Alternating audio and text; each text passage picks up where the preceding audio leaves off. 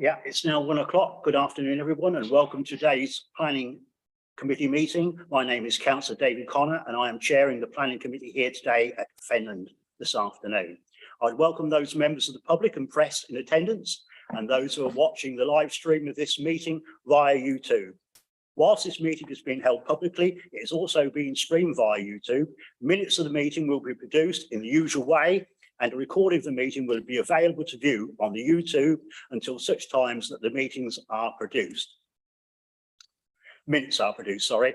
Please be aware that the only audio from the microphones will be captured on the live stream. Therefore, those invited to need to speak to ensure their microphones are on and when speaking and as close to you as possible. To enable the meeting to run in an orderly manner, can all present keep their microphones off except when invited to speak? Please ensure that the microphone is turned off when you finish speaking.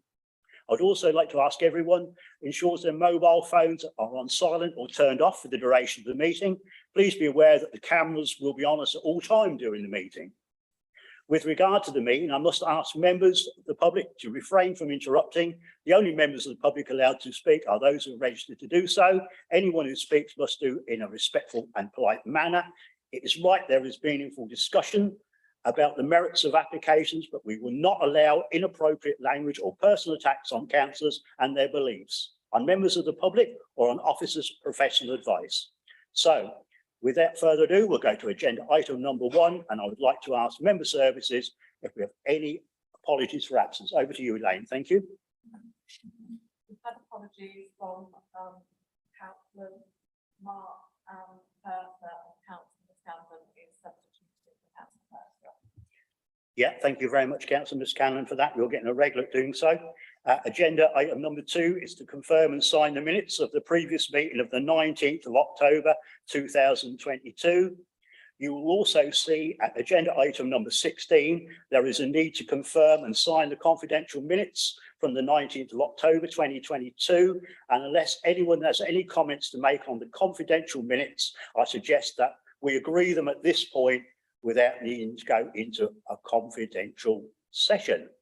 So does anyone have any comments to make on the confidential minutes? Councillor Sutton. Thank you, Chairman. No, I haven't got any comments on the confidential minutes. I'm quite content with that. But I have got a couple of issues I want to just raise on the normal minutes, please. Yeah. With respect, Councillor Sutton, we're going to come on to those. Well done. Next one, obviously. So we'll go back to confidential minutes. Nobody's got anything to say, so can I have a proposer and a seconder for those? So proposed by Councillor French, seconded by Councillor Scolding, that those be adopted. All in favour, please? I think that's unanimous. So now we can go to so does anybody, members, have any comments on the public minutes, again of the October 19th, 2022? So Councillor Sutton, please. Thank you, Chairman.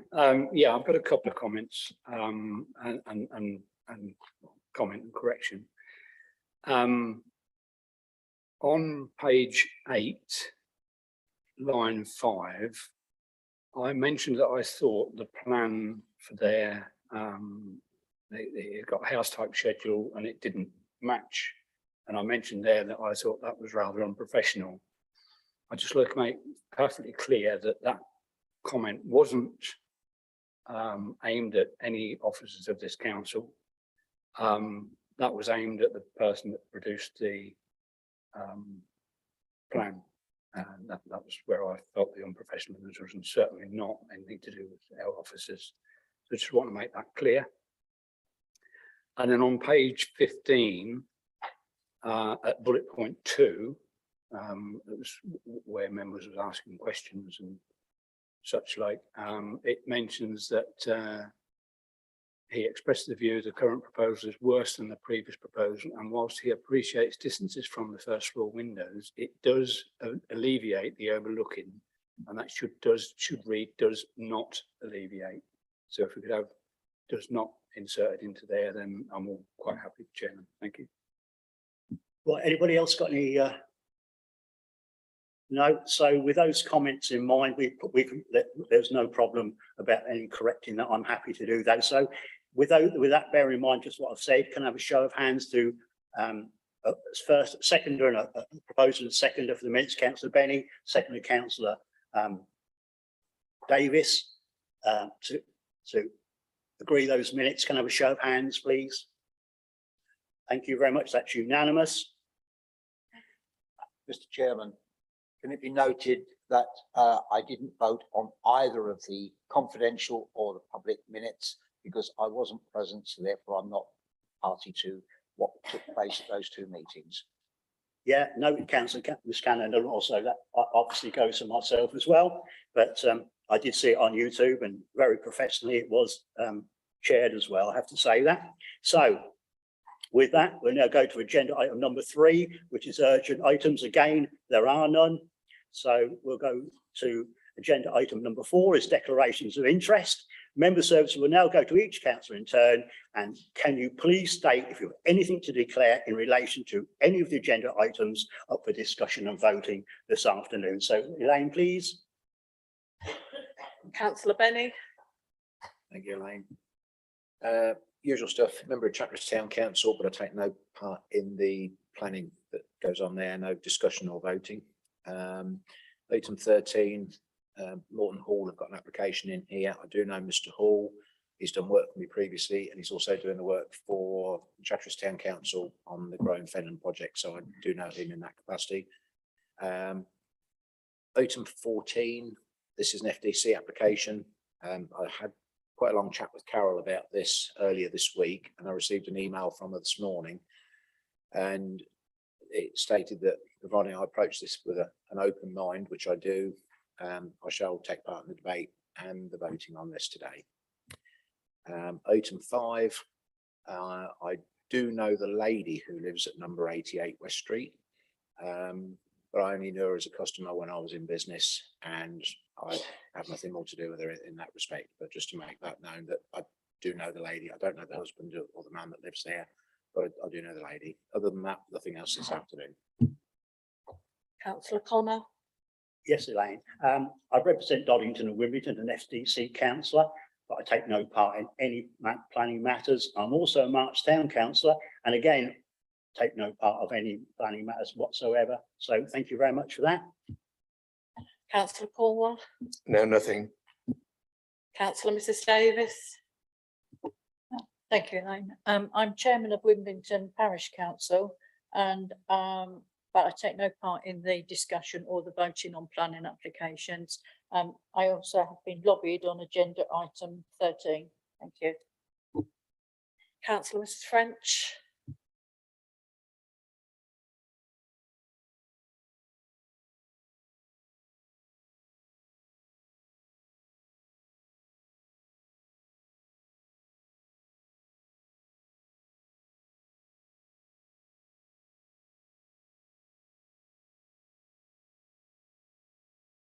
Councillor Scanlon.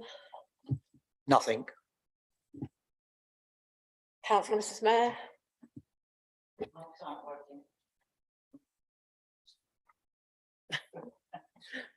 I'm a member of Whittlesea Town Council, and I don't have anything, any interest in planning at all. Thank you. Councillor Murphy. Yes, I attend Chatteris Town Council, but to take no part in any of the planning applications. I've been lobbied on agenda item 13, and I also, agenda item 14, I declare an interest, as I was at the meeting where it was discussed at the cabinet, but I still have an open mind. Councillor Scolding. Yes, good afternoon. I am a member of March Town Council. I do not take any part in any of the planning. And also number 11, I have a property down at Ball Road, but I'm going to keep an open mind on that one. Thank you. Councillor Sutton. Thank you, Elaine, Chairman. I've just checked my FTC emails to make sure that I haven't been lobbied as other members, and I noticed that I've got an email from a resident that looks at it. I haven't read it. It's there, but I haven't read it. So in effect, I haven't been lobbied on it in my view. No. No, so And I do apologise if that resident is present, it only come in at 1:52. I don't know if it's 1:52 in the morning or 1:52 in the afternoon, but I haven't had a chance. I've been busy doing other things, so I apologise, you know, to the resident for not reading that. Thank you.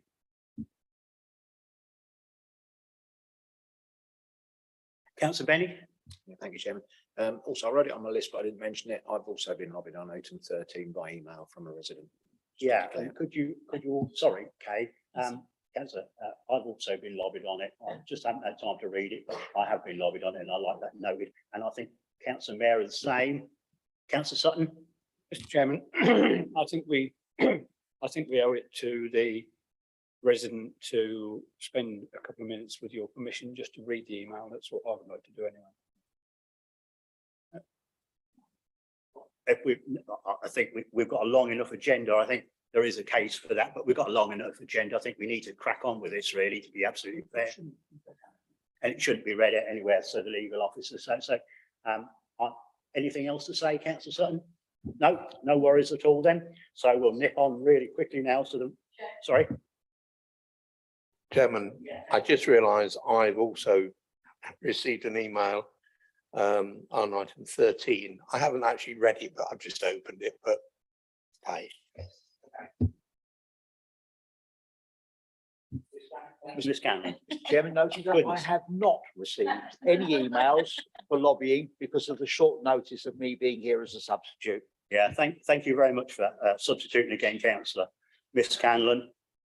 Anybody else now before I draw this to a quick close? No, right, we've all been lobbied and that sort of thing, and Councillor Miss Scanlon hasn't. So now we'll go to the main part of the meeting, the planning applications. Just to remind members, although they already know, a proposal to grant or refuse an application should only be made when invited to do so. And if it's going to go against officer recommendation, the proposal should be accompanied by the planning reasons for doing so. I'm sure you all know that. You're all seasoned campaigners in the planning. So now I'll hand over to Nikki Carter. She's the Senior Development Officer here at Fenland to present application FYR 22-10381/F, agenda item number 5. So Nikki, when you're ready, please. Thank you, Chair. Firstly, please could I draw members' attention to an update report which has been circulated. Agenda item 5 is a full application for 22. I'm really sorry.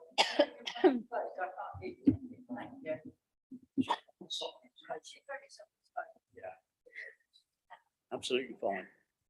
So agenda item 5 is a full application for 22 dwellings and associated works, including alterations to site levels. Excuse me. This application was previously referred to the Planning Committee for determination in August, where it was agreed the determination of the application be deferred. Since this time, revised and additional information have been submitted to accompany the application. Namely, the works to West Street have been amended, relevant plans and the drainage strategy updated as a result, and tree and ecology statements submitted in relation to this. Excuse me. The design and siting of plot 1 has been amended and the construction management plan submitted. The application site is indicated in red on the location plan and to the centre of the aerial photograph. It is located on the western side of West Street and is accessed via a byway which links West Street and Blackmill Road. The current access is narrow, not in the best state of repair, and partially unmade.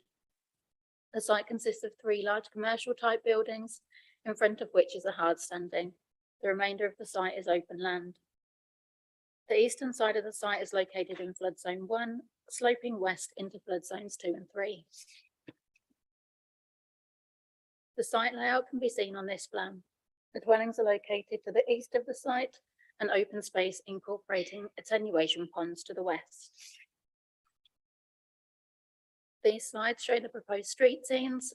The top drawing details the development in relation to the existing single-storey dwelling of 88 West Street. Further street scenes can be seen here, also indicating the change in ground level.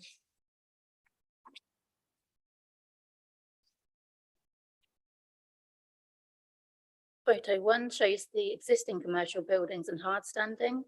Photo 2, the site viewed from the east looking towards Little Acre Fen Drove. Photo 3, the junction of the byway and footpath. And photo 4, the site viewed from Little Acre Fen Drove to the south. Photo 5 looks towards West Street from the access. Photo 6 shows the site to the right-hand side in relation to the garden serving number 88 on the left. And photo 7, the access road in relation to the rear boundaries of the Fairview Avenue properties. The top photos show West Street as existing with vegetation and trees along the eastern side. The lower photo shows the byway leading to Blackmill Road.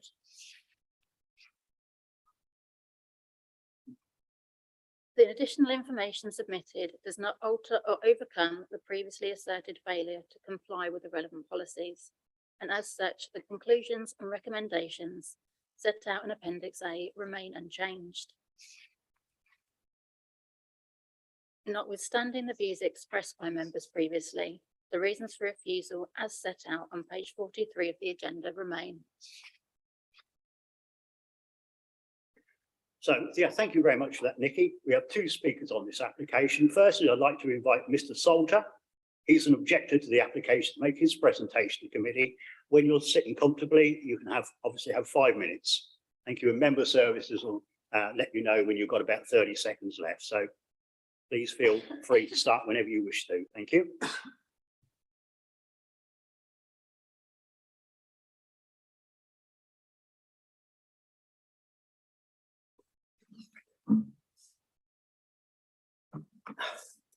I am Ian Salter and I live in Fairview Avenue, which is adjacent to the area of the planning application. I'm the neighbourhood watch coordinator for the Fairview estate of 65 houses. This application has caused great consternation amongst the estate residents. Many people have approached me to represent their views, which is why I'm here today. We fully support the report's recommendation that the application be refused. I will comment on 4 planning matters: employment, drainage, oblique flooding, middle level commissioners and the local plan. Employment. D&M Engineering occupy the buildings. The occupants of the Fairview estate are proud to have them on this site. No Fairview residents have complained about this company and none have supported this application. The company were key workers during the COVID lockdown, as they had and continue to have the contract to service Amy waste treatment and collection vehicles and large metal structures at their waste tips. In the first committee report, the applicant stated that the company are currently in the process of relocating. This is not correct. The company does not want to move from this site and has not identified a suitable alternative site in the Chatteris area. We requested that the planning officer contact D&M Engineering to clarify the situation. However, we do understand this is not the normal procedure. The applicant was contacted for the comments on our response. In the latest report, the applicant now says the buildings are in poor, unsafe condition, contain asbestos, and now unsuitable for further use. There have been no recent inspections of the buildings. The company believes the buildings are safe for continued use into the foreseeable future. If this application is approved, the company will be forced to move. The business will probably have to leave Chatteris, change its business model, and possibly reduce its workforce. Drainage and flooding. Objections to this application have included concerns about current flooding at number 1 and 3 Fairview Avenue, caused by drainage issues. These 2 bungalows suffer from annual drainage problems and flooding at the bottom of their gardens. It appears that the level of the proposed new housing will be higher than the land at these 2 bungalows. This will clearly make the situation worse. I have a scrapbook from a similar situation at Lode Way in Chatteris, when new buildings were built adjacent to older properties. The local paper carried many articles about the situation, with the local authority and the MP becoming actively involved. It took 2 years to resolve those issues. We do not want to experience the same situation in Fairview Avenue. Middle level commissioners. In the previous report, the Environment Agency and the Cambridgeshire County Council Lead Local Flood Authority strongly recommended that the applicant contact the middle level commissioners with regard to flood risk associated with the proposed watercourses and surface water drainage proposals. And the latest report, the Cambridgeshire County Council Lead Local Flood Authority, again, recommends that the applicant contact the middle level commissioners. We have not seen any evidence that the middle level commissioners have been contacted. Local plan. Neither the 2014 nor the emerging local plan identify this land as being suitable for development. The emerging local plan draws a red line around Chatteris. Inside that red line, sufficient land is clearly identified to meet all the development needs of Chatteris. The red line runs along the rear fences of Fairview Avenue. The barns and associated land are outside that red line and have therefore not been recommended for development. The report suggests that it is too early to use the emerging local plan when considering this application. We must politely agree to disagree about that. However, we feel we should all be able to agree that the middle level commissioners will have had an important input into the emerging local plan. In particular, they will have taken a strong line on the positioning of the red line. That really is it, but I would like to say one short thing. Finally, we would like to comment briefly on the planning application process as experienced by residents. We feel there are similar various simple steps that could be taken to improve the experience. This is especially true for those residents who will only deal with one such planning application in their lifetime, which is most of us. It is a daunting experience and feels to me that it is not transparent. I'd be pleased to meet with an appropriate officer to discuss this issue at some time in the future. And finally, we would like to express our gratitude to the planning officer, Nikki Carter, for her professional response to residents' telephone calls. Thank you very much. Right, thank you very much for that. 5 minutes. You've done very well, very informative, thank you. Now, members, questions or clarifications to Mr. Slater, please. Anyone got any? Oh, can't see any. No burning desire for any questions. Thank you very much for that. Let's see.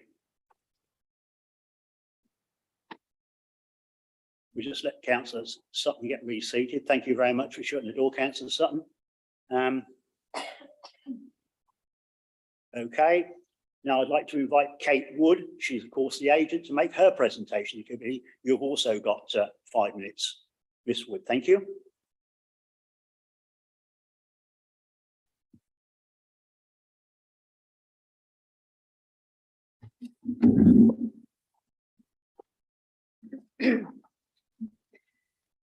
Thank you, Chairman, members. Firstly, I'd like to thank the officers for their help in getting this application back to Planning Committee. You will recall finding the application acceptable at your August committee meeting, but you wanted more detail about the improvements to the byway that serves the site, which is to be improved with a proper surface and footway. So we submitted updated plans showing changes to plot 1 to improve the relationship with number 88 and plans showing the road and pavements. And the knock-on effect of that was that we also needed to update the drainage strategy because the road will now positively drain into the existing surface water system rather than simply running off onto the grass verge. You'll see from the update report that the LLFA is now happy with this, as are the Environment Agency and Anglian Water. We also provided an arboricultural method statement and ecological survey of the extra area where the road is being improved, showing how the works to provide the pavement will be carried out in a way that protects trees on the adjacent land, which the arboricultural officer is happy with, and no further impact is noted on biodiversity. We anticipate these matters being the subject of conditions requiring compliance should you be minded to approve the application. The construction management plan was a matter that was raised by Councillor Mrs. French, so we have submitted one, but which officers are happy with apart from the working hours and the wheel washing machinery to be used. So we anticipate a condition requiring an amended construction management plan with the preferred construction hours on it, should members be minded to approve the application. In terms of highway matters, which is why you deferred the application in the first place, the process for providing the new tarmac part of the road and pavement at the end of West Street involves requesting a definitive map modification order DMMO. This is because the route is a byway open to all traffic on the definitive map, which the county is responsible for maintaining. However, the county doesn't have a record of the width of the byway or its alignment. This means that whilst normally we would just submit a request for section 278 works, which are works within the highway boundary under the Highway Act. In this case, the definitive map needs to be modified first by way of adding information about the width and alignment of the byway, so that the Highway Authority can then deal with the section 278 application for highway works. So we've already commenced this DMMO process. We've employed a countryside access consultant to carry out extensive historical investigations, and this has resulted in the width of the byway being clarified as being 30 feet. This work will form part of this research work will form part of the application for the DMMO, the new order, and that will significantly reduce the time taken to deal with that order because the research has already been done. Once the DMMO is made and the byway is more clear, as it were, then we can apply for the section 278 works, and providing those are on either our land or the agreed width and extent of the byway, then they should be able to be approved, is my understanding.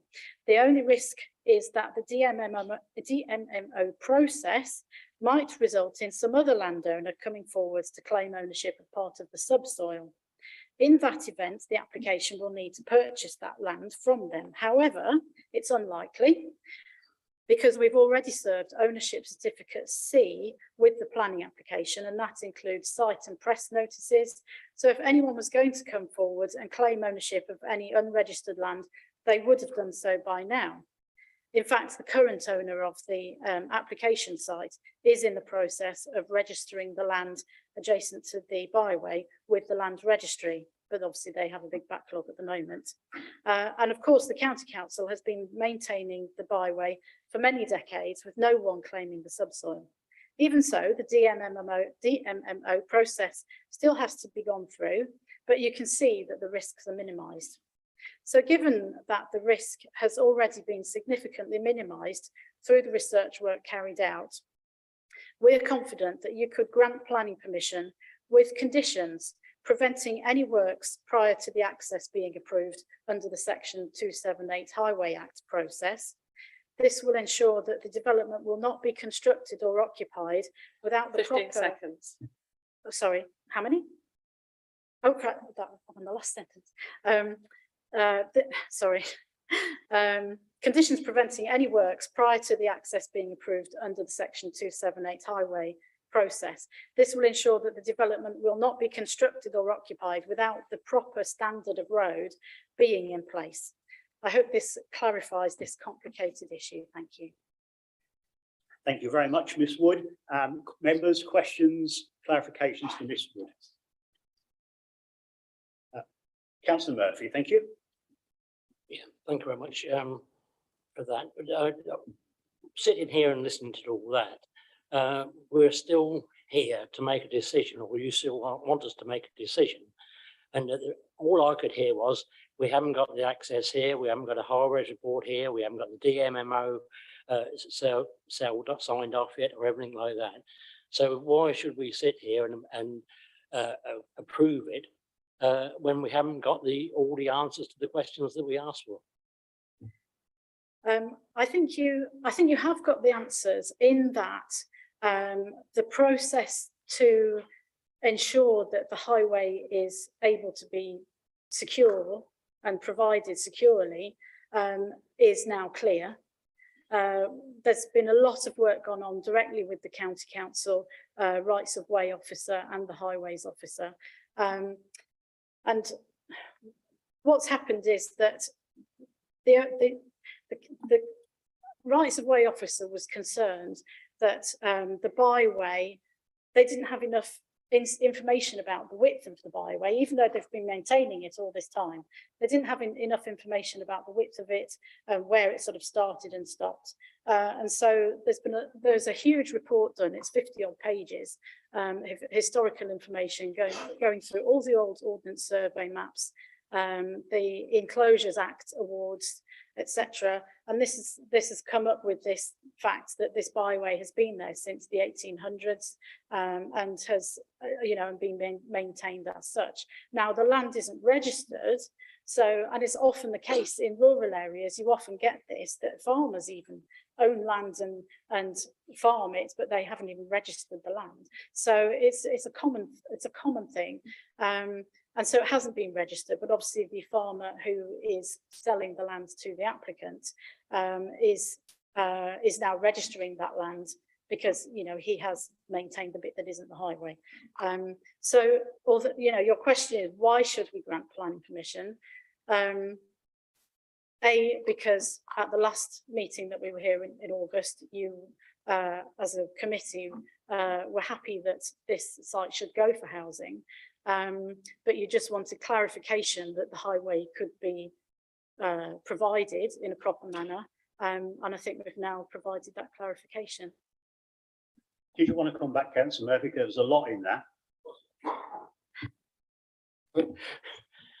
When you say it's got to go to the to get permission, land permission, I'm in something with Chatteris, something else in Chatteris, and we still haven't got the permission yet after 2 years. So we still don't own what we're trying to own for 2 years, and you obviously haven't got. And if you only just put it in to register the land, you've got at least 2 years to wait before they ever come back to you. Please do, yeah. So there's two processes. One is the registration of land with the land registry, and they do have a backlog, but I think it's like 3 months. I don't think it's a huge amount. And the other is the development, what's it called? The DMMO process, where it's necessary to clarify on the, so I just need to know what it's called, definitive map. You need to clarify on the definitive map. It has a map and text, and so the text needs clarifying to say that it's 30 foot wide. Now that's the thing that can take 2 or 3 years, but the main reason that gets delayed is the county council doesn't have the time to do that research, and the research is the thing that takes the longest. So we've done that research for them, and the chap that's done the research is someone that works with the county frequently, and they've confirmed in an email back to the Highway Authority that this is the sort of thing that they would expect to see. Now, obviously, they've got to clarify that for themselves and not just take it as gospel, but ultimately that is the main thrust of the work. So potentially there could only be a year, for example, in getting that order through. Now, the DMMO process is expedited if planning permission is in place or if there's a resolution to grant. So obviously, if you were minded to grant permission today, that process would go more quickly, and the research has been done. You look a bit puzzled there. Are you any further forward? You can carry on again if you wish to. I'm only going back to what we're in, and you said 3 months, and we've been now about 19 months, and they've said they haven't finished it yet, and they won't have finished it, and that was a simple thing as well. It does take a long time. It does 3 months. I think it's pie in the sky, to be honest with you. Yeah, Councillor Scanlon, I think you are. Thank you very much, Chairman. I've seen this before. This is another incomplete application coming before this committee, which is very disappointing because you gave quite an in-depth application. As to the ownership of the land, this can take up with land registry up to 5 years. So to say that it can be dealt with in a year, and you can shake your head all you like, it can take up to 5 years, and that is their designated timescale for anyone to come along at any time during that time and say, I own that piece of land. If you want it, you buy it. So they have up to 5 years. But in my opinion, this is another incomplete application that's coming before this committee. You haven't dotted all the I's and crossed the T's, in my mind. Thank you, councillor French. Thank you, councillor. Thank you. Do we actually have a highway officer here? We're going to come to that in a minute, councillor French. Thank you. You're jumping the gun once again. Thank you. Oh, I'm very impatient. I know you are. Right, so you've made your comments. You're happy. Councillor Sutton, please. Thank you, Chairman. Yeah, Miss Wood. At the last planning committee where we had a presentation from you on this application, it wasn't me, but one member did question you around the section 106 and all the education contributions and the social housing. And I think that resonated with members that, you know, because there was all that on offer, we was tempted to support the application. I note that over and above the already committed section 106, that now the NHS are wanting £13,222.33. Is that going to have any effect on the provision of the other monies and social housing, or is that something you're still going to swallow? We have no choice but to swallow it. If we don't sign up to that section 106, then planning permission won't be granted. So we are aware of the NHS's rather late response, but it has set out proper planning reasons why that money is required, and that's to support the local health centre, providing actual nursing staff, etc. So all good. And yes, 13,000 is an appropriate amount of money. Yes, thank you. Chairman.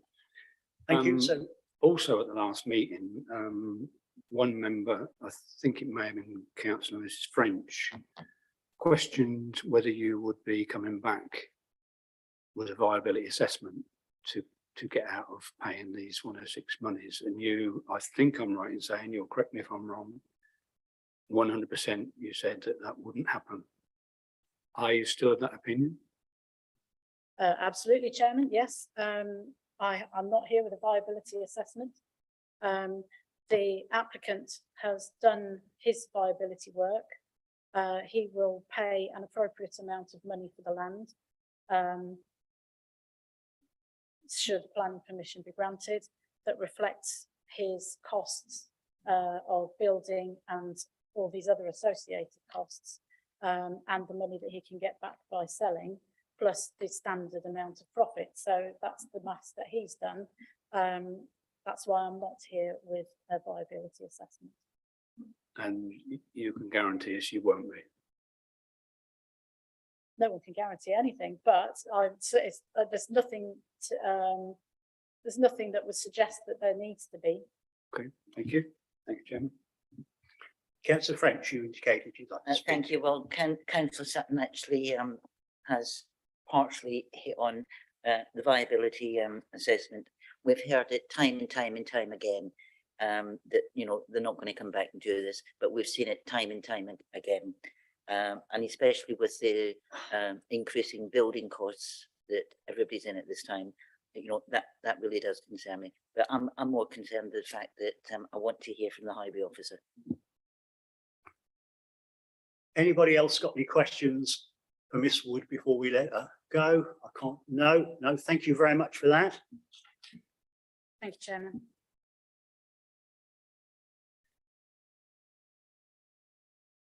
Right, so I'd now like to invite members to put questions to officers also in attendance.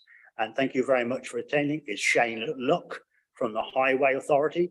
If you'd like to ask a question of officers or Shane, please can you raise your hand and indicate who you would like to ask your question of. So with questions for officers, the highways are here. Councillor French, would you like to kick it off? Thank you. Welcome, Shane. Yes, we've known it's nice to see we've actually got highway officers back. We used to have them, and it's nice to welcome you. Yes, can you tell us, are you satisfied with what is in front of us, or have you still got concerns? I am satisfied with the design in the sense of they're proposing a 5-meter carriageway and a 1.8-meter footway. However, I do not have certainty that those works are deliverable under highway legislation at this time. Thank you. And the public rights of way officer, I know that he's been working on this well. And do you have any idea whether he's content with this? It is a similar stance. We spoke yesterday. Based on the report commissioned by the applicant, the combined view of myself and the public rights of way team is that the probable width of the highway is 30 feet. However, until such time as the MMO order has been made, that is probable and it cannot be confirmed. So until that is in place, we do not have certainty that that is the extent of said byway and the area in which we can carry out highway works. Yeah, very interesting. So members, questions to Shane or David or anyone else, officers? Councillor Sutton, thank you. Yeah, question, I guess maybe, well, to Nick and David, well, any officer that can answer, but I'm pretty well sure that following appeal decisions like I do, I'm pretty well sure that not that long ago, there was appeal where a similar situation to this, where I think it was a planning committee, and I can't remember where, agreed because of the offer of all the things we all want in an application, i.e. that there's some benefit to the town, village or area, wherever it may be. And that is granted on the terms that, members put quite a lot of weight on that particular part of the presentation. And that subsequently come back and they turned it down then because they hadn't kept up with what they promised. And that went to appeal, and I'm sure that that appeal was upheld. Are you aware of that? Are you? It might be a. Chairman, it's not ringing any bells with me, but I'm not sure I'm necessarily understanding the question that you're asking. Is that in respect of the section 106 ask? Well, the whole that was approved, then subsequently an application was made to reduce the section 106 offer, and then that went to appeal. But if that's the case, Chairman, that's not something that we're using in the determination of this application, because that's something that may happen in the future. What we have to do is determine the application in respect of the here and now. Oh yeah, I appreciate that, but I was just sort of like going so if you grant planning permission for a development subject to a 106, that section 106 is entered into, and the applicant developer subsequently comes back and says, please may I have a discount on my section 106 offer. As an authority, you're duty bound to have to consider what they're requesting, and you make a decision based on the evidence before you, which is going to revolve around viability. So there's no, you can't say that previous decisions on whether or not to agree or not agree a discount on another application is certainly common to all subsequent decisions, because you have to look at each case individually and the facts that are relevant to that case as opposed to any other. Thank you, Chairman. Thank you for the question, Councillor Sutton. Thank you for Nick for trying to explain it in the most able manner. Right, Councillor Cornwall. Yes, I wonder, could I just seek a little bit of clarity, Chairman, because I wasn't here when the original application was heard, but from reading the papers and so on, am I right in saying that today we are only considering the highways elements of this application, or are we looking at the application as a whole? Through you, Chairman, the resolution at the previous committee was to defer the application so that there was greater clarification in respect of the highway proposal. and you didn't agree with the other reasons for refusal that were put forward by officers at that time. As you've seen from the presentation from Nikki, and you've heard from the agent, as a consequence of dealing with revisions to the highway part of the proposal, there have been alterations of a slight nature to some elements of the scheme, but nothing huge. So primarily you're looking at whether or not the access proposal is acceptable or not. And naturally you have to look at the sort of the minor changes to make sure that you're still okay with those. I'll give Councillor Cornwall is looking a little bit perplexed there. Would you like to come back there and build on that? Yeah, I'm or- just thinking that maybe under these circumstances, because I wasn't involved in the first one, maybe I should just keep quiet and not take part in this particular one, because there are elements that I think members have up here from the first one that I was not party to. So I think for safety's sake, I'll keep out of it. Okay. Councillor Benny? Yeah, question for Nick. I mean, I was here last time, yeah, and we deferred this on highways grounds. Now, listen to what Miss Woods has had to say this afternoon. There has been plans submitted to bring this forward, and from what we've heard from the highways expert, and in fact, what it says in the report, the highways report says that this should be deferred for more information. If this was granted today,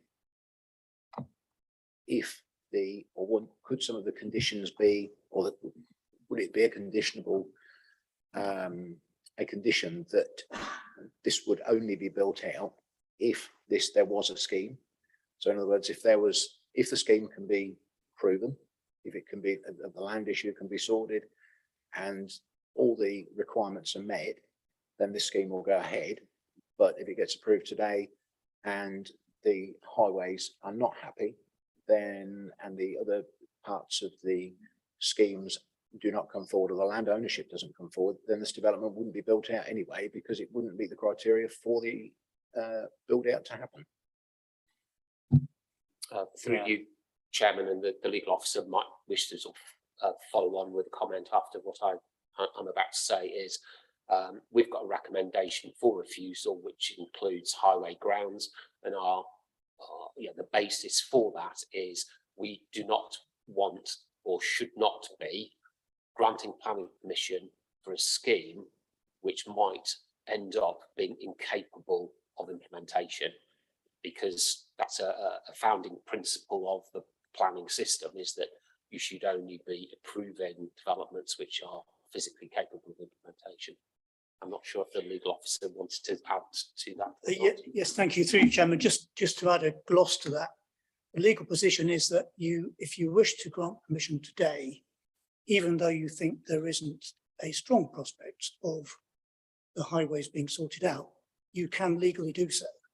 Policy is that you shouldn't grant such permissions normally if you don't think it'll ever be built out. But legally, there's no reason for you not to do so if you wish to do so. If you've heard from the applicant, there is a route map of sorts to deal with the highways issues. So it is legally possible for you, if you wish to, grant permission subject to a Grampian type condition, that those highways issues have to be sorted out before they can commence development. That's the legal position. Thank you very much. Yeah, now, I'll bring you in, Councillor French, and I'm gonna. Yeah, I mean, this is a bit confusing. I mean, we've got the highway officer, we requested, we've got it. He's given us that information, but highways obviously are not convinced it can be built out, which really puts us in quite an awkward situation. If it was approved to build all these, and then it's further down the line, that what happens then? We've got incomplete highways. I mean, I've seen it time and time again. I've had it in March. We've had it in Christchurch. The tops at 15 years ago, a place was development was built in Christchurch, and the top surface is still not there because the developer went bust. You know, I don't want this to happen in other parts. You know, we've suffered quite a lot across and especially in March. So it really does concern me. Yeah, very valid points, Councillor French. I'm like you, I've seen it all happen before, and I'm very reticent to get into this committee to approve this without being satisfied the highways can see a justification for this being built. So the question is, can you, to Shane, what are your thoughts, just to reiterate to this committee before we go into debate, just your thoughts. Could this be built out with your blessing, so to speak, as we are here today with the relevant information we've got before in our pack? Based on the information available at this stage, my answer rather helpfully is I don't know, because we do not have a defined width of that byway. Any third party other than the highway authority needs consent from us, an agreement to do works in the highway, and by extension within byways. Carry out said works, you need to know what area of land you have to work within, and that is what the DMMO would define. In absence of that information, I do not know would we be able to enter into such an agreement, because I do not have sight of what those boundaries will end up being. Okay. Thank you for just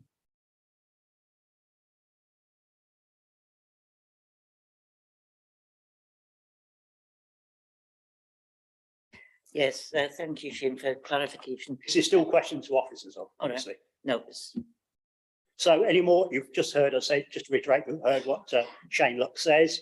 Any more questions for officers before we move on to debate? No. No. Oh, Councillor Benny. Oh no, no. So we're going to move on to debate now. So start off with you, Councillor Benny, please. Yeah, thank you, Chairman.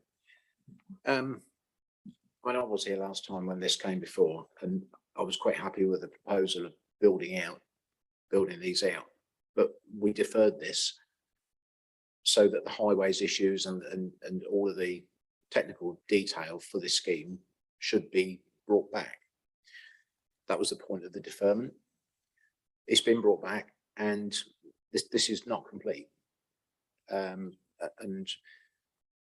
to me, we heard from the highways officer that he can't give us a guarantee that this can come out, and we could approve it today, and we could then let it run down, and if the agreement through condition doesn't materialize, then it will never get built out.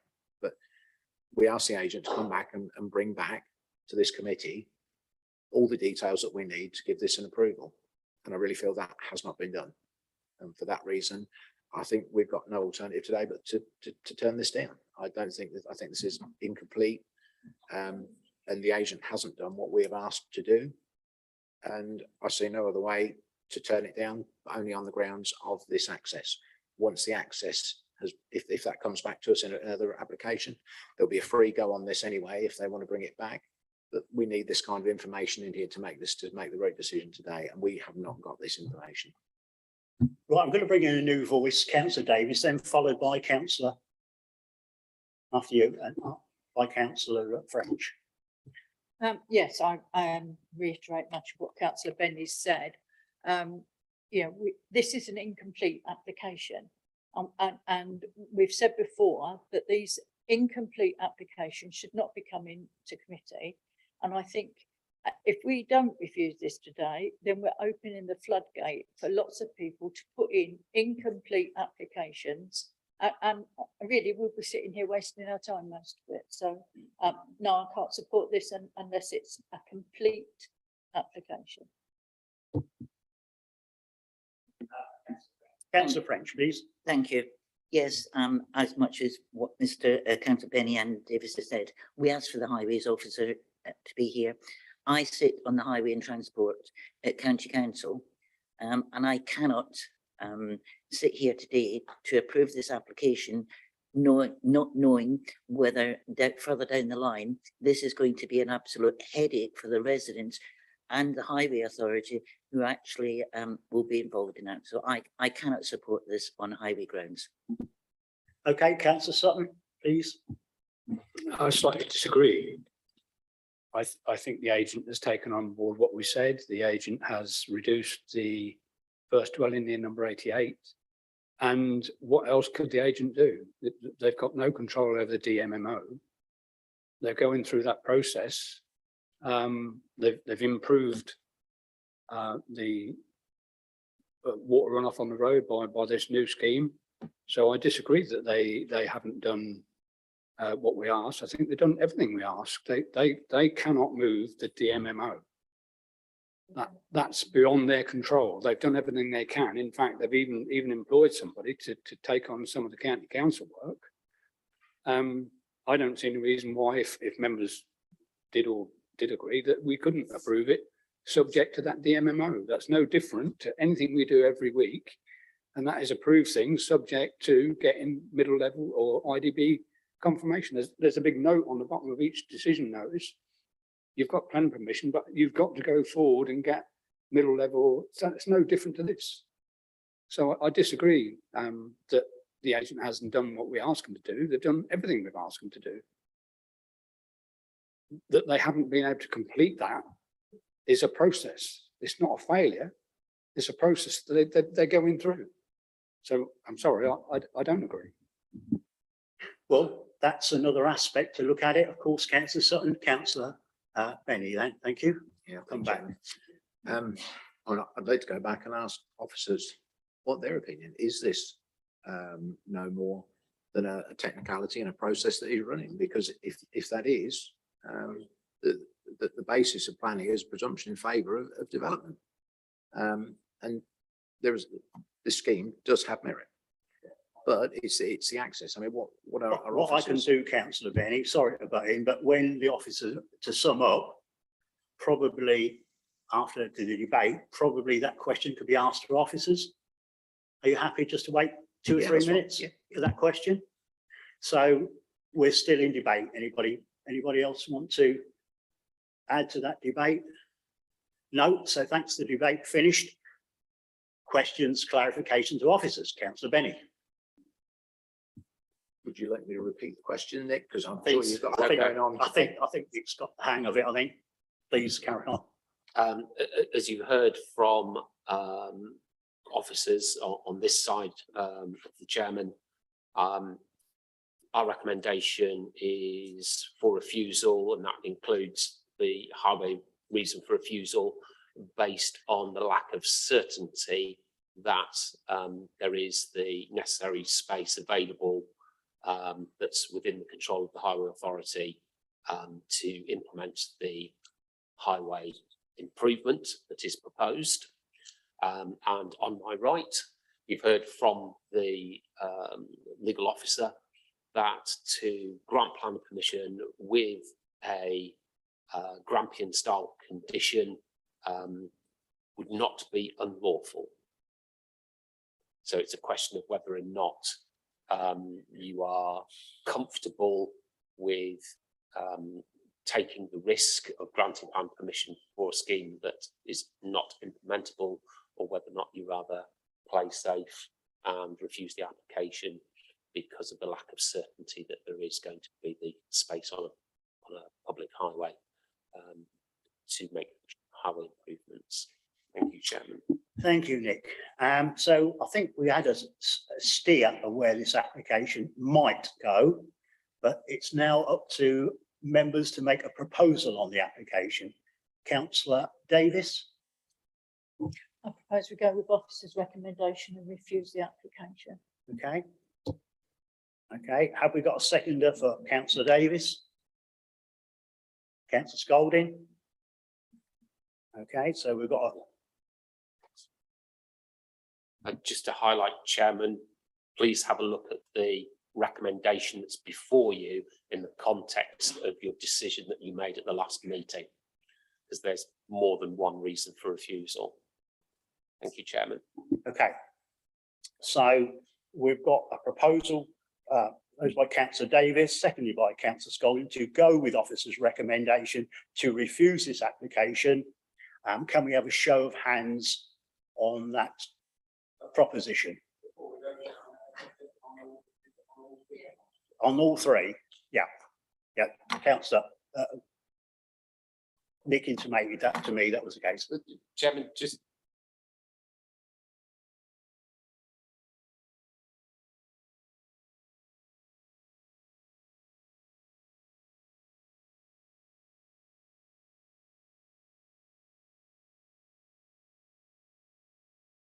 officers were acting in a underhand way. So Councillor, you need to look at all of the reasons for refusal that we are proposing to you and make a decision over which ones you're content with and which ones you're not content with. okay, Councillor Davis, we're going to come back to you then. So are you happy with all three tranches of the refusal? No, I suppose really, they've done the report of, Okay. they've, worked on the ground, so I think it is interesting for Okay, so I'm happy with that. So you're just looking at one really then, aren't you? Councillor Scolding, have you got anything to add to that as you being seconder? No, that's fine. We're fine with that. Yeah. So with that, just highway issues, refusal on just highway issues only. We've got, as I say, I'll reiterate, proposed by Councillor Davis, seconded by Councillor Scolding, to go with officer's recommendation to refuse this application on that highways only. Could we have a show of hands on that proposition?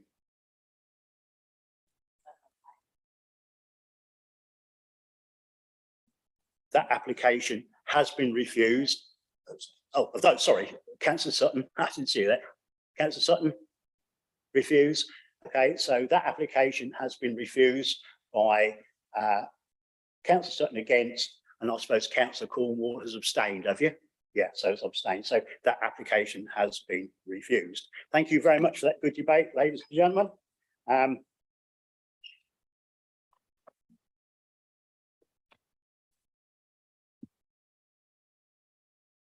Quickly moving on now, we'll go to Nikki to present agenda item number 6, F/YR22/0332F. Nikki, when you're ready, please. Thank you. Just before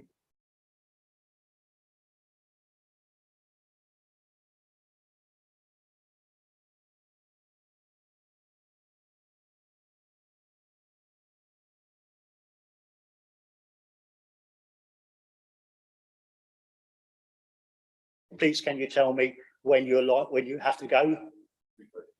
3:30. Oh, we've got an hour and a half. Yeah, if you wouldn't mind stopping, there may be something that your expertise will sway the deal one way or another, I suppose. So thank you very much for agreeing to stop till 3:30. Nikki, sorry I interrupted there. Please carry on.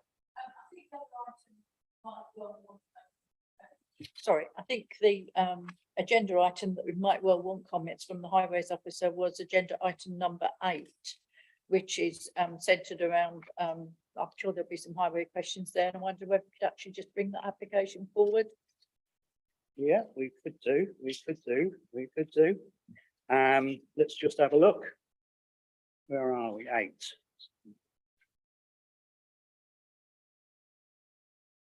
Yeah, I think probably we will. That's a very good call, Councillor Davis.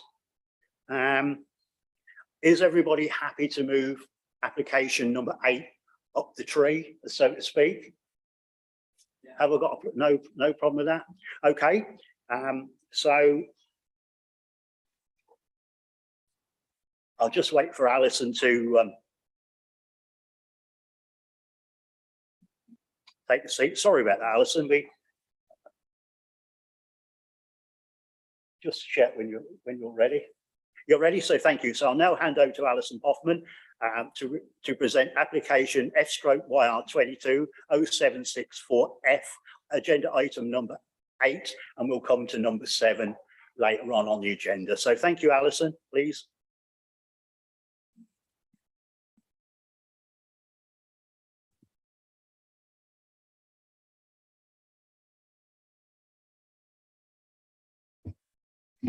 Thank you, Chair. Application F/YR22/0764/F. This is for the erection of 4 dwellings with double garages, land northwest of Sunnyside, Cox's Lane, Wisbech. The application is before Planning Committee, given the number of representations received contrary to officer recommendation. There are no updates to report. The slide currently on display shows the site context in plan form to the left and the latest aerial image to the right. The central image includes the application site edged red and is taken from an earlier aerial view. On both aerial images, members will note the existing front boundary landscaping, images of which will be shown later on in this presentation.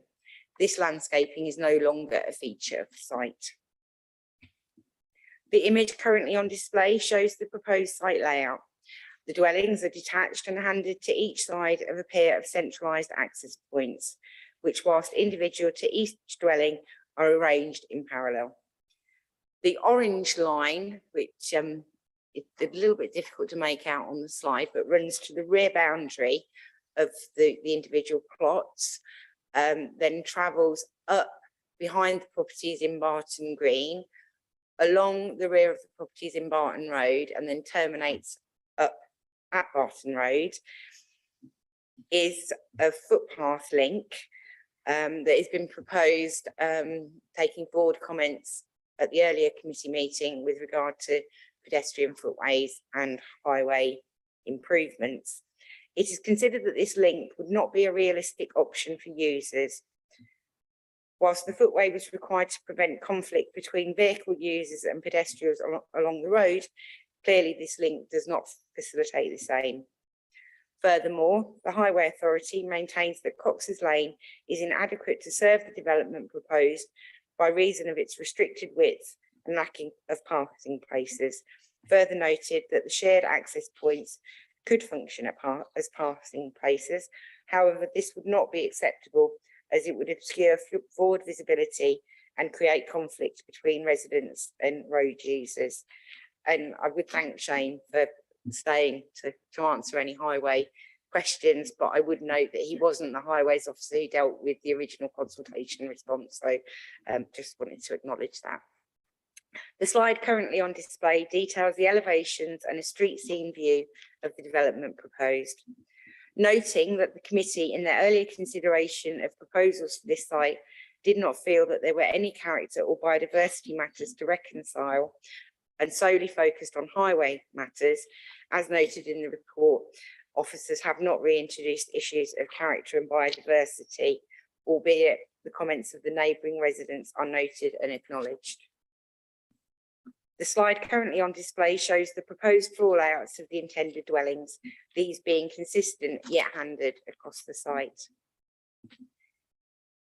The current slide shows the newly developed dwelling to the northwest of the site, outline planning permission having been approved for this dwelling in September 2020 as a committee overturn. Members in the consideration of that scheme did not agree with the officer recommendation, and having given due regard to other developments within the immediate locality, notably the Barton Green development, felt that the development of this site was appropriate. Members will no doubt remember that there was a porter cabin on this site that was operated as a catering business, and it was the redevelopment of the site with this property. The second image shows the full extent of the site frontage and captures, oh, sorry, we'll go back to the second slide of the first, yeah, the second image on this slide. It captures the cleared site, which has been fenced off on both sides and the rear. In the distance, the presence of Sunnyside can be seen, this dwelling having been granted planning permission in 2011 as a replacement dwelling. So you can see the sort of terracotta hue at the end of the site, and members would have seen it when they went out on site, and there is terrace fencing along the site frontage. In contrast to the earlier site photos, the images currently on display show the site prior to the existing landscape features having been removed. The upper image is a street scene view taken from 2009, and the lower inset image is a photograph taken at the time of the 2019 application for the dwelling to the northwest, which was shown on the earlier slide. This is an almost identical scheme to that considered by the Planning Committee in February of this year, where members resolved to refuse planning permission solely on highway grounds. The revised proposal comes forward seeking to address matters of visibility, pedestrian access and highway mitigation. However, these technical details have not been accepted as workable solutions by the local highway authority. As the scheme does not address the issues which manifested themselves as a comprehensive highway reason for refusal, there can be no other recommendation in the interest of consistency but to refuse the current scheme. And the full reason for refusal is outlined as page 141 of the agenda. Thank you very much, Chair. Yeah, thank you, Alison. We have two speakers on this application. I'd now like to invite Mr. Lidbetter. He's an objector to make his presentation to committee. When you're nicely seated, you've got 5 minutes. Again, member services will tell you when you've probably got 30 seconds left, so you can adjust your presentation as necessary. Thank you.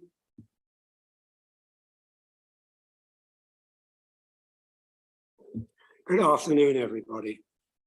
Since September of last year, my wife and I have lived in a property called Ratford, which was recently shown on the screen there, but there was no name to it. The new built house, which is adjacent to the northwest boundary of the applicant site. Prior to purchasing the house, I thought it prudent to call Fenland District Council Planning Department to ascertain future planning policy for Cox's Lane locality. The planning officer informed me in no uncertain terms, categorically, no further development was planned for Cox's Lane. Therefore, we bought the house. A few weeks later, a large swathe of the adjacent orchard was cut down, and also an oak tree on a site outside of the applicant's ownership. Soon after that, a planning application was lodged, it's been referred to in 2019, which was rejected. Refused by the planning committee by a large majority, I believe 14 votes to 2. Cox's Lane has a charming rural countryside appearance and is very well used by walkers, runners, joggers, dog walkers, all sorts of people. However, it's a very, very narrow lane with no passing places between my property and Sunnyside, which is further south of our property as well.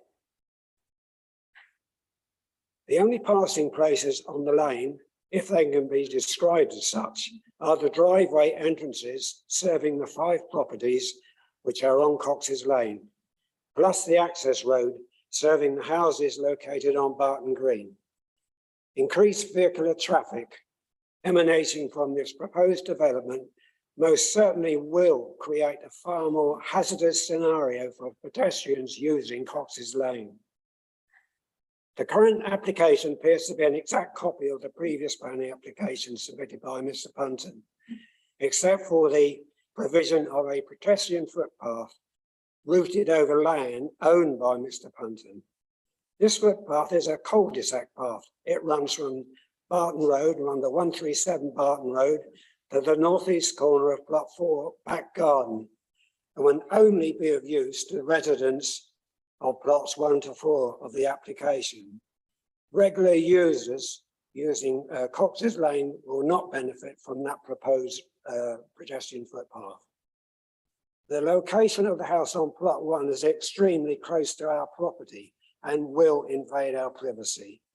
Should approval be given to build it on site, it should be limited to an absolute maximum of 3 houses, but preferably 2 houses, to retain some semblance of a rural environment along Cox's Lane. I must re-emphasise comments made by Wisbech town councillors, some of whom are very familiar with Cox's Lane, who met to discuss the proposal on the 18th of July and made the following points. The proposal would constitute overdevelopment of the site.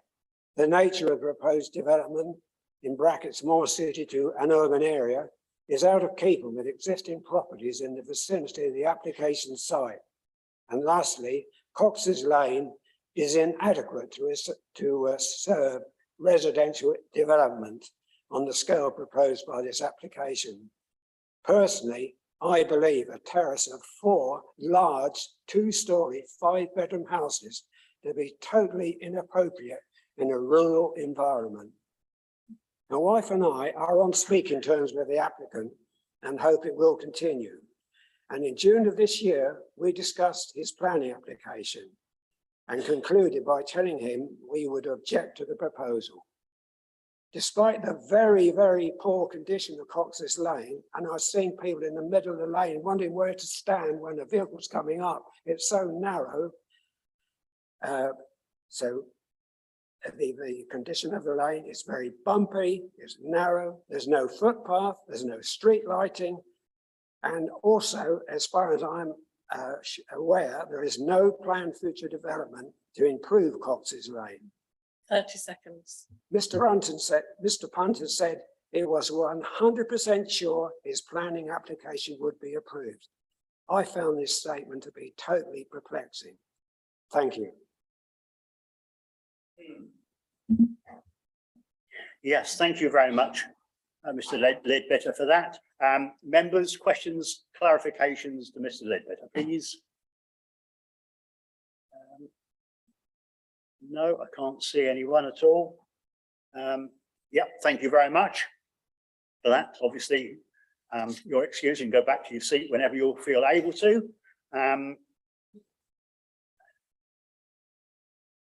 Now, I'd like to invite Tim Slater, of course, he's the agent, to make his presentation. And Kippy, as an old hand at this, you know you've got 5 minutes.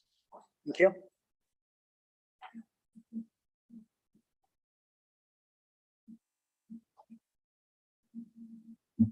Thank you, Chair. Good afternoon, committee. Members will be aware of the recent developments in this area, with the new school to the west of the site on Barton Road, the new nursing home being constructed to the east, and the housing along Barton Road. Clearly, we're aware that the character of this area has changed over recent years. Members will recall, as set out in the officer's report, the application on this site was before you in February this year. Ultimately, the decision of the council through this committee was that the proposal at the time should be refused due to highway passing and pedestrian safety concerns. It's noted that the refusal was limited in its scope, in that the principle of development on the site was accepted, as was the house design and the layout. However, it is clear that committee, as confirmed by the review of the YouTube recording, members were largely supportive of the scheme in terms of the scale of infill housing, and were particularly encouraging in relation to the provision of executive homes. But the committee requested that additional highway improvements be incorporated into the scheme to make it acceptable. Whilst members could not support the previous scheme, the clear direction to the applicant was that developer should go away, revise the scheme, and bring it back with the proposal to mitigate highway implications with the inclusion of passing places and a footpath. The applicant and Peter Humphrey Associates, which are the agent, have gone away, redesigned the proposal to explicitly address these concerns. Confirmation of the appropriate visibility displays has been achieved by carrying out a speed survey. The appropriate visibility displays are now shown both north and south of the access points. The revised scheme incorporates 2 passing bays along the site frontage to the general benefit of users of Cox's Lane. This is achieved by pairing the access points, as each pair provides a passing bay along the application verge to Cox's Lane. The applicant has asked me to draw to your attention a similar application at Bardrove and Friday Bridge, which included 3 plots on a narrow road. This was approved at committee, with the passing bays on widening incorporated within the entrance details. In terms of the footpath link, the applicant has explored extensively the possibility of incorporating a footway along Cox's Lane, linking to Barton Road. Unfortunately, the verge along Cox's Lane is physically not wide enough to accommodate this, particularly at the northern end with its junction with Barton Road. As a consequence, the applicant has offered an innovative design solution in the form of a private footpath through his orchard to the rear of the site, linking onto Barton Road through the development to the north. This path is on land owned by the applicant and as such can be subject to a condition requiring provision in advance of first occupation, with access and maintenance in perpetuity. In addition, a condition could be imposed for a lighting scheme if members are so minded. The footpath would link to the existing footpath on Barton Road, which is being upgraded as part of the off-site highway works for the school. In conclusion, the previous scheme on this site was refused by committee in respect of specific concerns over passing bays on Cox's Lane and pedestrian access to Barton Road. The applicant and Peter Humphrey Associates have gone away and provided the amended scheme that is considered to address this point. Thank you.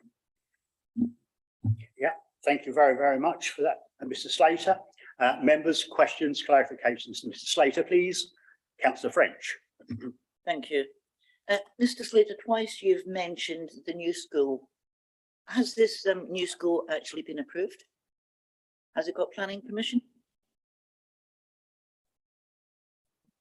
It's had condition discharges submitted on it, and there's an agreed footpath link along the northern side of Barton Road. So yes, it must have had planning permission. So this isn't the there was going to It's be. not the second, it's a special educational needs school. Yeah. So that's actually been approved? Yes. Okay, thank you. No, right. Just thinking about that one. If I may come back, you know, as You a, can. as a county councillor, this actually was thrown out, in my understanding, the county council were actually looking for more land because Barton Road was not suitable in highway terms. So I think really I'd like clarification. Has this application for the new school? I mean, we want a new school, but I want to know whether it is actually going in Barton Road. I've got a feeling, I'm also a county councillor, everybody knows, and I've got a feeling that you're right, Councillor French. So Well, I did sit on. we can probably ask that officers will probably be typing that in there now as we speak. And when it comes, because obviously the agent doesn't, he just obviously feels that it is, we're not quite as sure. So we'll carry on asking the members' agents if they want to ask any more questions, and then officers will probably be able to answer our questions, our concerns. And right, members, let's get back to Mr. Slater. Any more questions for him? Councillor Murphy. Yeah, I'd just like to ask, I didn't quite get where you said about a speed survey being done. I'm sure it wasn't on Cox's Lane, because if anybody goes more than 5 miles an hour along there, they are speeding. Because it is a terrible, I don't think I've ever seen another road in this county exactly the same as that.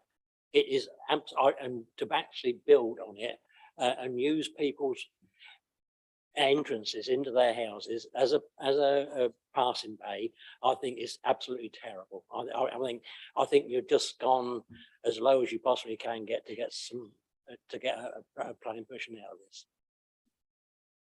Thank you very much. It was a question. What about speeding? Could you speed down there? Because you're extremely. There is no way you can speed down there.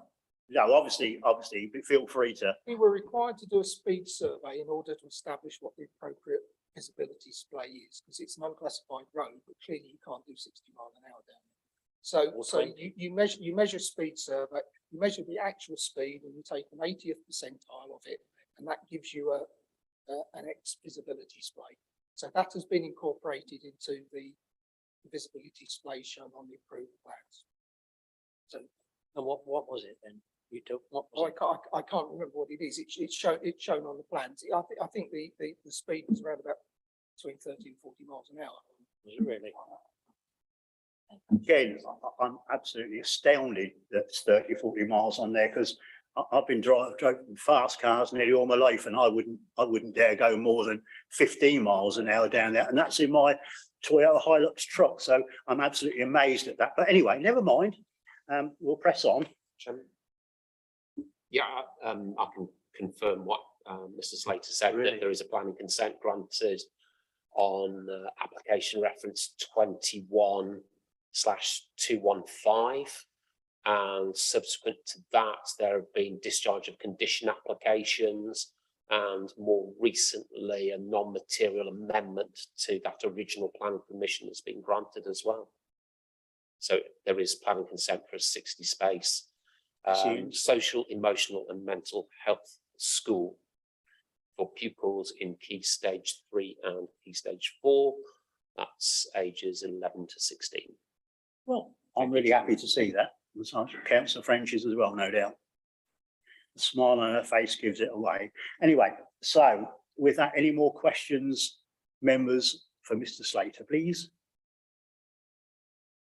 No, thank you very much for answering those questions. Members, questions, clarifications to officers. Councillor Cornwall. Thank you, Chairman. The speaker made reference to the previous application.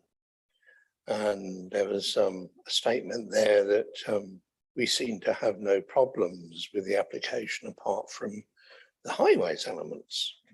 Is that really true? It may well be that we declined it using highways as one of the reasons, but I don't ever remember us actually saying that we supported the design and layout and the use of the site and all the rest of it. Did we? Well, through you, you have a recommendation before you on the current scheme, and there's only one reason for refusal.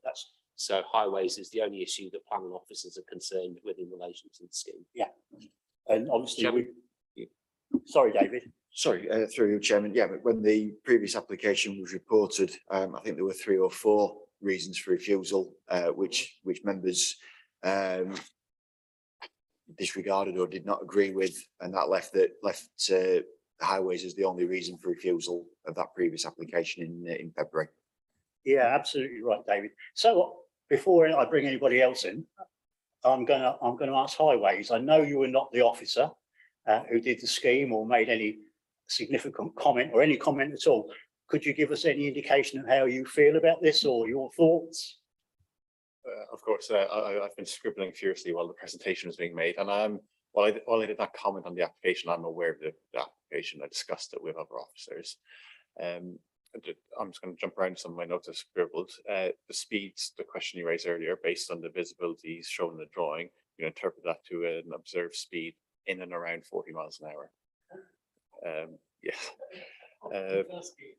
So visibility, the reason we ask for visibility speed service to be undertaken is while it is unlikely on such a road vehicles will travel at 60 miles an hour, they are legally permitted to do so, hence the reason for the survey. In this case, the applicant was able to demonstrate that achievable visibility was acceptable based on the actual observed vehicle speeds. The main concern is the width of Cox's Lane. It is of a width suitable for a single vehicle, and there are no passing points where opposing flows can pass each other. They could, in theory, pull onto the grass verge. However, that's not something that we advocated because it is unsafe to do so, and it can drag in loose debris, mud, gravel, etc., into the highway, into the carriageway, which could endanger other road users, and the vehicles could get stuck themselves in poor conditions. While at the start of the presentation, reference was made to some precedent of nearby permissions. My understanding was one was a replacement dwelling and one was a replacement for a mobile catering unit or some such. So in both cases, the highway position would have been, while not advisable, they were not a material intensification of the existing positions. However, 4 new dwellings is an intensification which introduces additional traffic flows to Cox's Lane. Typically, 2 to 3 two-way vehicle movements per dwelling per day is what we would say. While a relatively modest number, it does nonetheless increase the risk of vehicles meeting and being allowed to pass. I do not agree with the applicant that the shared accesses can be used as passing bays. These are accesses to private dwellings, which may or may not be occupied by private vehicles at any moment. And as said in the original officer response, vehicles entering, exiting, or using the access as passing bays may obstruct visibility for other road users. So it's really a question of incremental development. Cox's Lane is a minor road in the sense of the traffic it accommodates and the construction specification of it, but each new dwelling which is permitted slightly increases the risk of conflict occurring due to that substandard cross-section, for lack of a better word.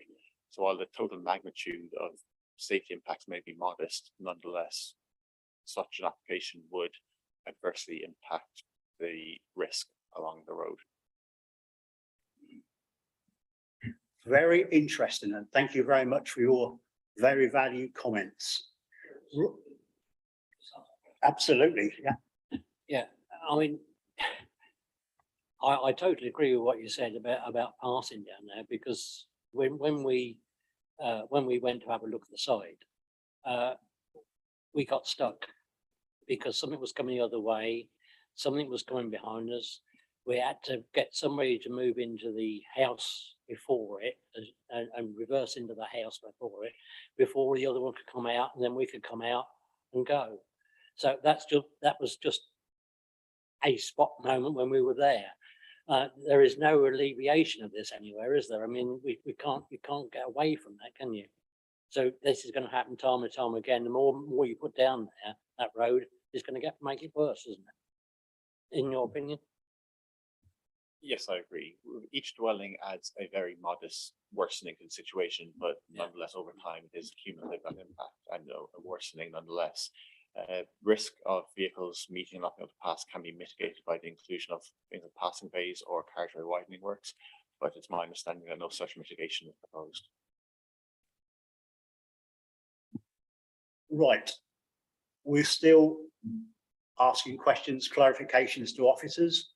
Thanks, Shane, very much for putting his input. Anybody more? Get the teeth put in. Anybody got any more questions for officers? No, thank you very much for that. We'd now like to invite members to debate the application. You know what we've got to do. Councillor Scolding, we're going to kick the debate off. Thank you. Thank you very much.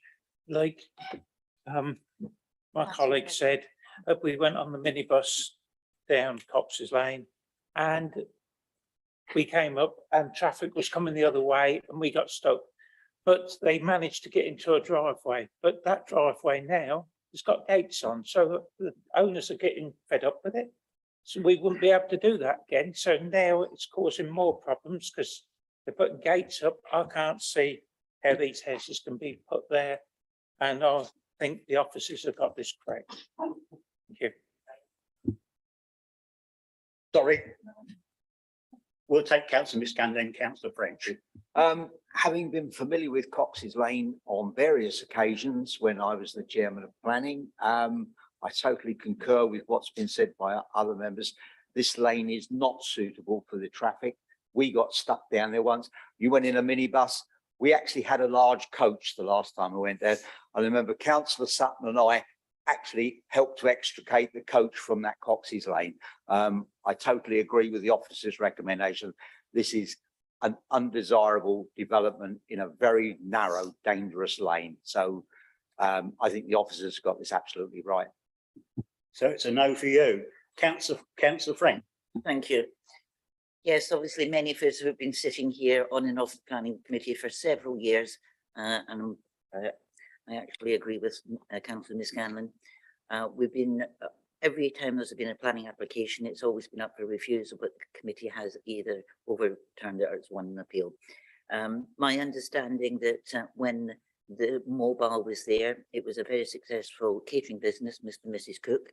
Sadly, Mr. Cook had passed away. But my understanding, when that was up for replacement, that was the end. No more building apart from the replacement further up the road. This road cannot take any more. You know, I can see 10, 15 years down the line, if this is approved, somebody's wants a local highway improvement, which will cost an absolute fortune. So again, I thank the highway officer for being here. You know, I think enough is enough now. Very pertinent answer, Councillor French. Anybody else want to enter? Oh, Councillor Sutton, thank you. Thank you, Chairman. Just to clarify the school position initially, Chairman, surely when we was on the minibus, I mentioned about the school starting to be built and you said, yeah, well, it's Kia building it, so that must be them. So it's actually starting to be built, isn't it? Yeah. Certainly some. I think the simple answer is yes, it was. Yes, it is.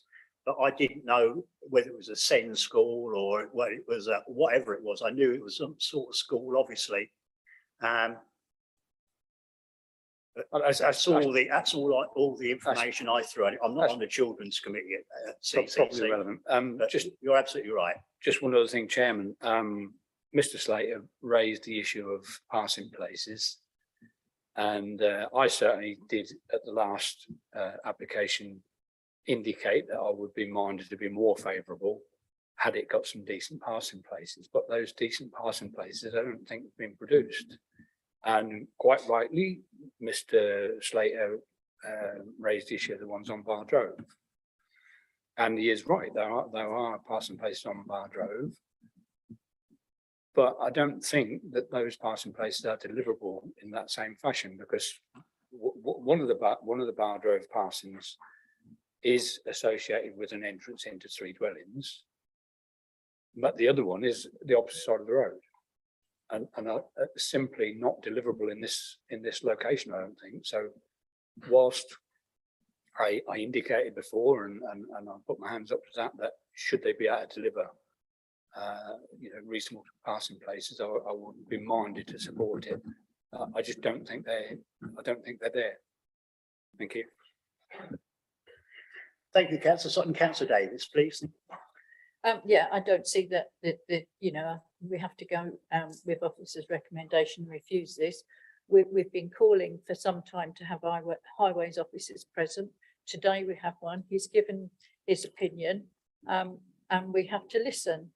And when we were on the bus, when we were doing the site visit, not only did we have to wait for a vehicle to back up and use someone's driveway to actually allow us to eventually pass, there were also joggers, there were 2 joggers, and when they came down the side of the bus, they were only within a few feet of a very deep ditch. So I think it isn't just about passing places, it's also about that ditch there with no lighting and more people going up and down. I just don't think it's safe. Yeah, thank you, Councillor Davis. Anybody else at all? We're still in debate, so everybody's welcome to add to it. Councillor French, you indicated again. Thank you. Yeah, just going back to the school, my understanding, I was on the committee in 2017 at the county. My understanding was what was originally proposed was the same school would be built first, and then there would be a second, which would have been from nursery age up to post 16. So whether that's going ahead, I don't know, but I do understand there was a lot of debate about Barton Road itself on that. But I'm over the moon that the same has been built. Yep, thanks for those comments. Still, we're just nobody anymore for debates. Finished. Can't see the burning desire to add to it. Officers, would you like to go into it? No. So, with that, would anybody like to make a proposal on this application? Councillor Murphy. I think I've got Councillor Scolding hand up to second it. Yes, that's correct.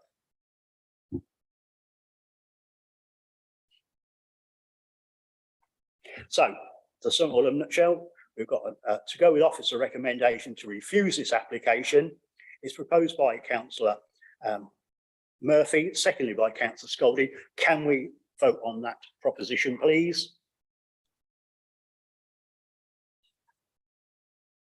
Thank you. The application has been refused unanimously. So thank you, members, for that. So we can go back now, and I hope the highway officer will stay a little longer, because we may need him again. One never knows. We're going to make him work very hard for his money this afternoon. Well, there we go. He's been, if he doesn't come again, he's been very helpful this time.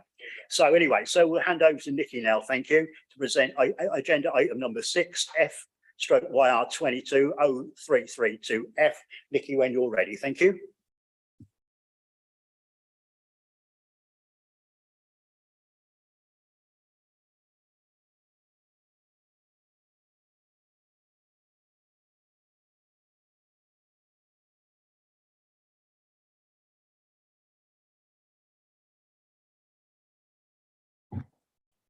Thank you, Chair.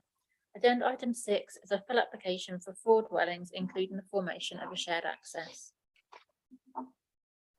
The application site is indicated in red on the location plan and aerial photo. It's located on the western side of March Road and comprises grassland alongside the road with a number of mature trees, some of which are protected by a tree preservation order. The western part of the site comprises of managed agricultural land and open countryside. Eastwood Hall, the former rectory and building of local importance, can be seen to the south of the site, significantly set back from March Road. This aerial photo shows the wider area and the distinctly different characters between the east and west sides of March Road.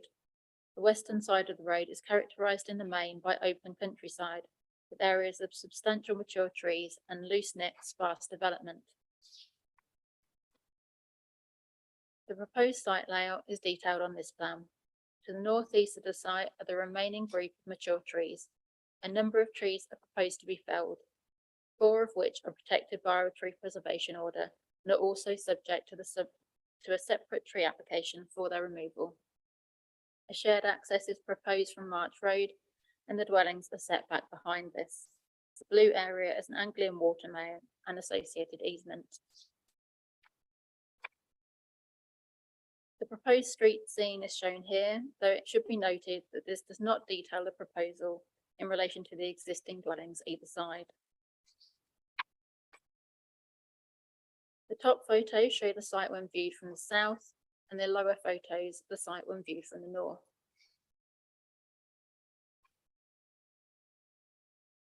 There are no issues to address in relation to residential amenity, highways or flood risk, and ecology and tree impacts are considered acceptable subject to conditions. However, the proposal is considered to create a significant adverse impact on the character of the area.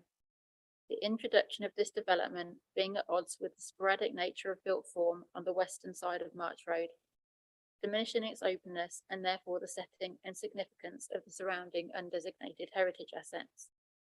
Furthermore, it would set a precedent for further such development and therefore harm.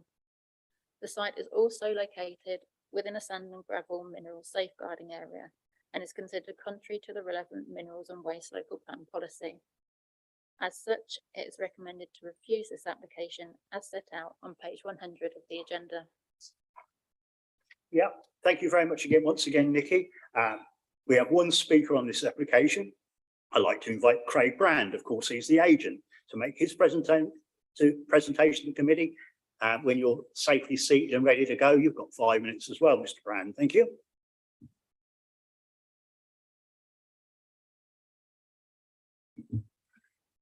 Thank you for the opportunity to speak on behalf of my client's application.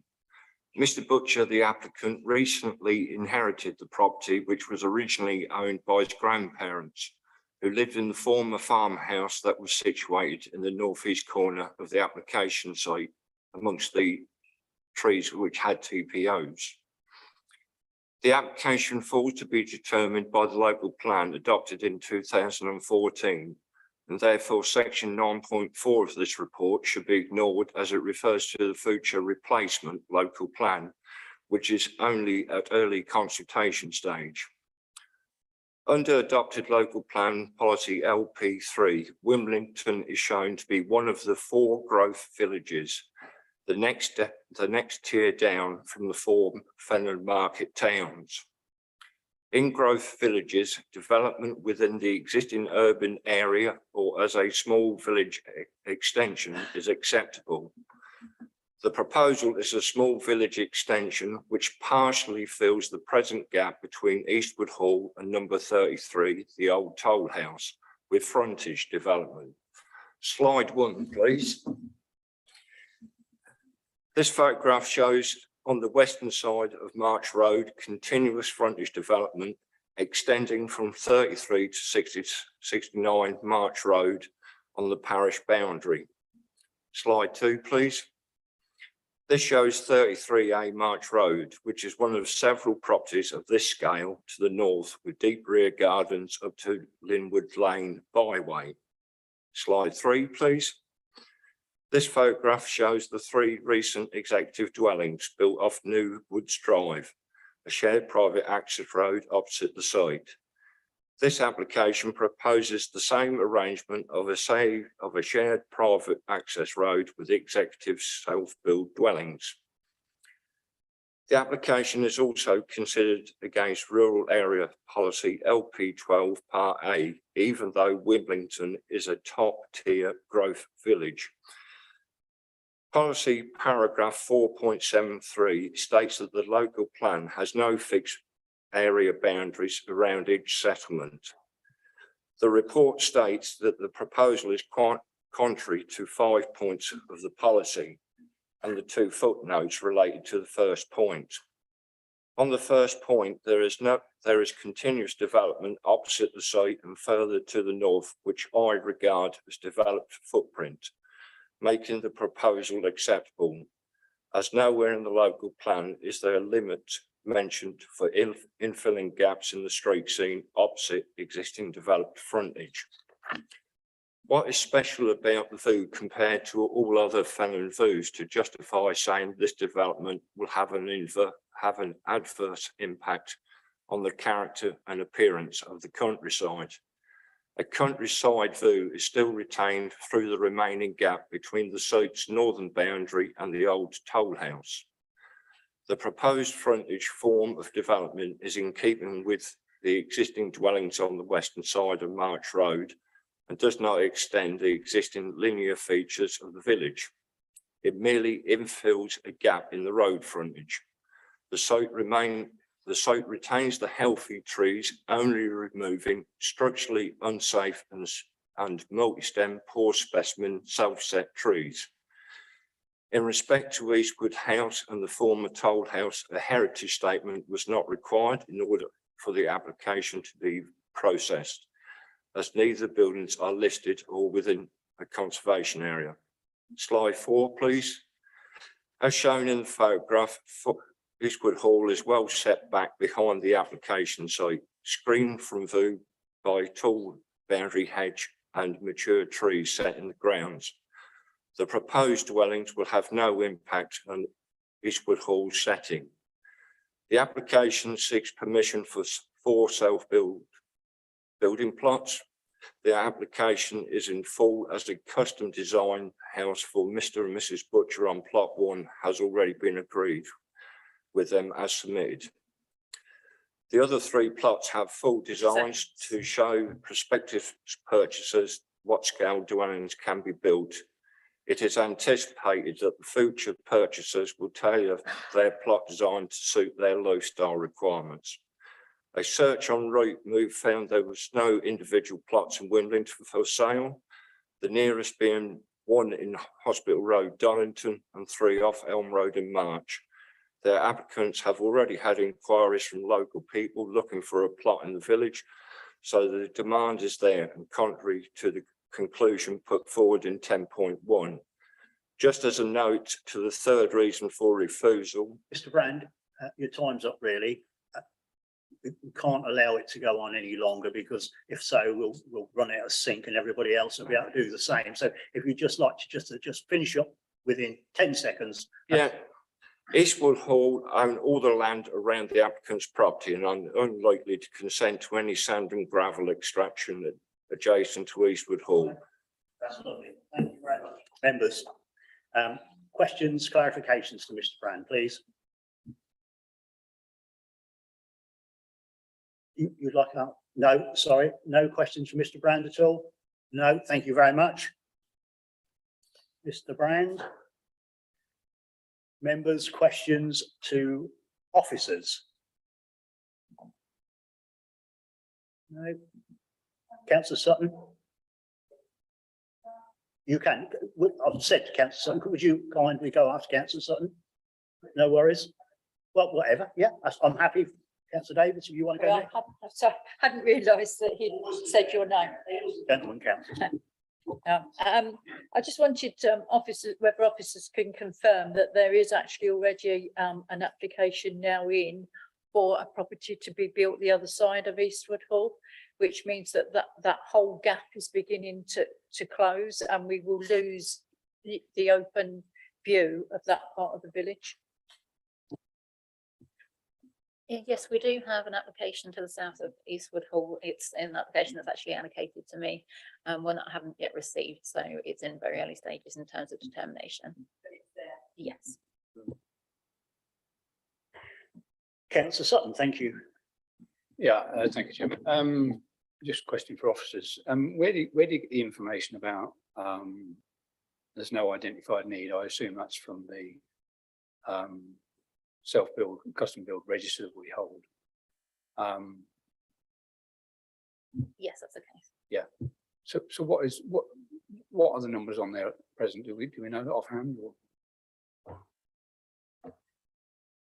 Through you, Chairman, I don't have the numbers to hand, but the last time I looked and we presented the material to committee, and there's no more recent information available. Yeah, we were granting probably twice the number of applications that were needed, at least in comparison to the number of people that we had on the register, and that is corroborated by the information that we receive each year from HMRC in relation to actual build outs of self-build and custom build properties. So we're delivering at least 50% more than the number of people on the register. Okay, any more questions, Councillor Scanlon? Don't forget the highway. Yes, it is. It is. Do so. I have two questions. One is the highway officers. I can't see anything in regards the fact that the entrance into this development is on a blind bend. Have the highways considered this as being a potential danger area? Again, it obviously must come in there to safeguard. I don't think the officer was anything to do with this application. You're just asking his professional opinion. Yes. Hopefully he'll give us it. Thank you. Thank you. So I'll take this just in terms of the fact that I have queried this with an alternative highway officer. I'll just find that information for you. So they have confirmed that the visibility displays are suitable for the 30-mile-an-hour road. They didn't raise any concerns. Just for context, our internal policy is where if a single driveway is proposed onto a road with a speed limit of 30 miles an hour or less in an existing settlement, we do not typically require visibility displays to be provided. Come on, Councillor Scanlon. Anglian Water. Thank you for your consultation. This is at 5.11. Having reviewed the development, there is no connection to Anglian Water sewers, therefore no comments can be made. What are they going to do? Septic tanks? Probably the best person to answer that would be the officers. Well, hopefully so, because we're an officer. Hopefully. Territory now, so. So they are proposing to use sewage treatment plants. We did contact Anglian Water for some further information with regards to where the nearest foul sewers were. And information from the Environment Agency indicates that connection to an existing foul sewage network should be considered potentially feasible, where the distance is less than the number of properties multiplied by 30, in this case by 130 metres, sorry, 120 metres.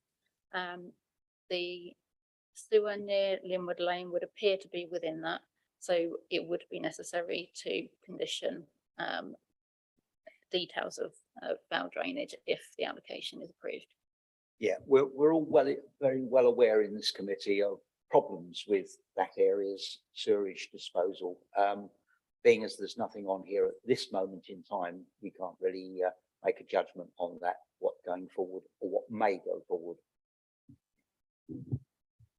Yeah, very pertinent point, Councillor Scanlon. So any more questions to officers at all before we move into debate? We're in debate. Who'd like to kick it off? Thank you very much, Councillor Cornwall. You saved the day. Thank you. You have indeed.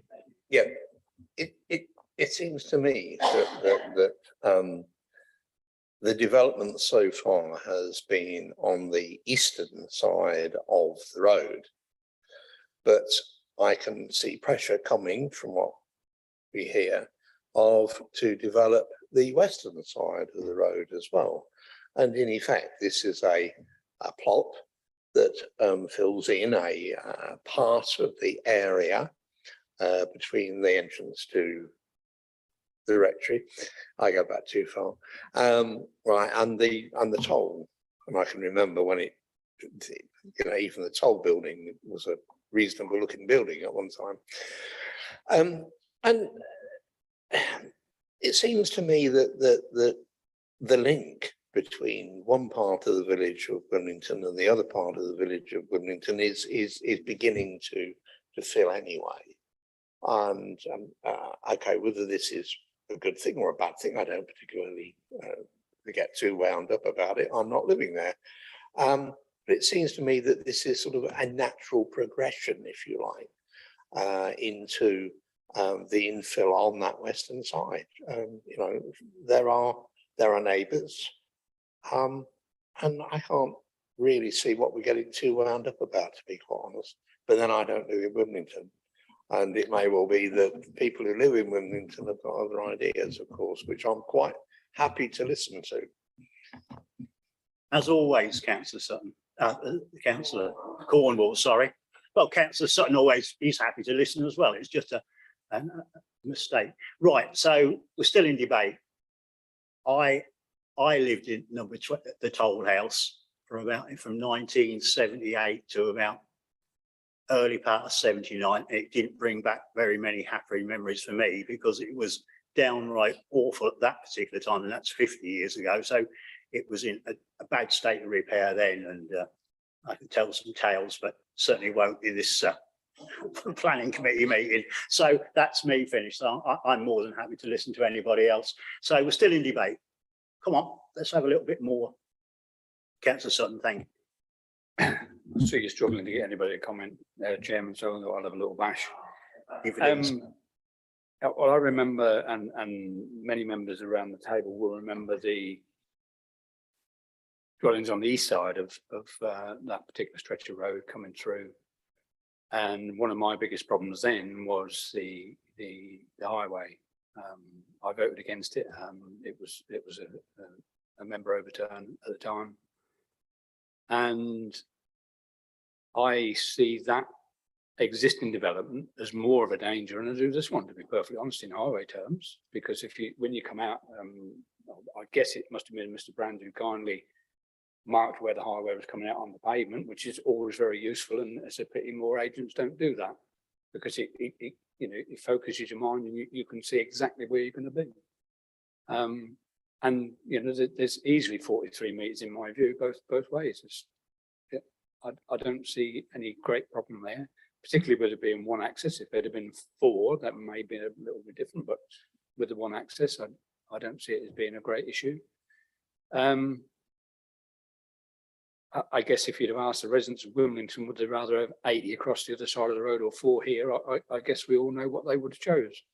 So given that there is 80 across the road and more, because we've just approved 80 and however many was on the other development, I wouldn't have any problem going against officer's recommendation on this one. I'll listen to what other members have got to say. Well, no doubt we shall hear some wise words from Councillor Davis. I'm sorry.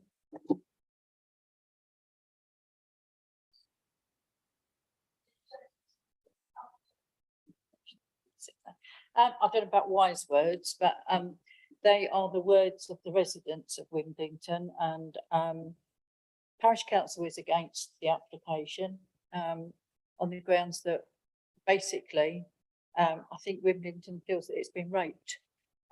We have no green space left whatsoever in the village. We have the War Memorial playing field. That's the only piece of green we have left, and that is because it's held in perpetuity. So that can never be sold, fortunately. We've seen applications that want to go out into Blue Lane.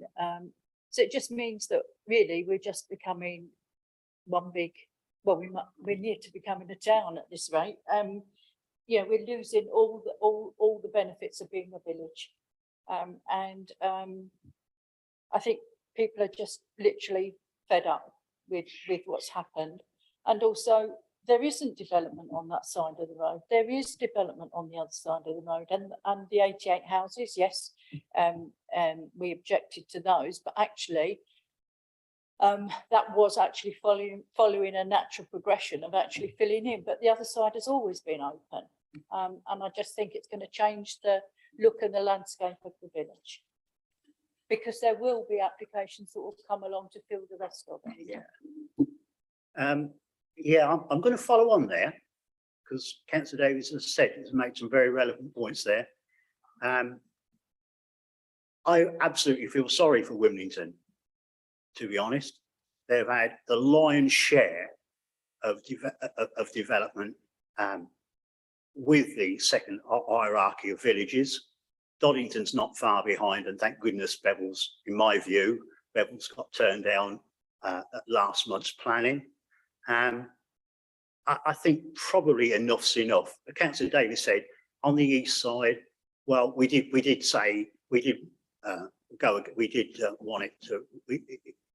it refused, but it did get passed. But I think perhaps we've gone as far as we can. I mean, there is no green space, as Councillor Davis said, and the villages are taking up most of the slack that are not being, the houses are not built in the town.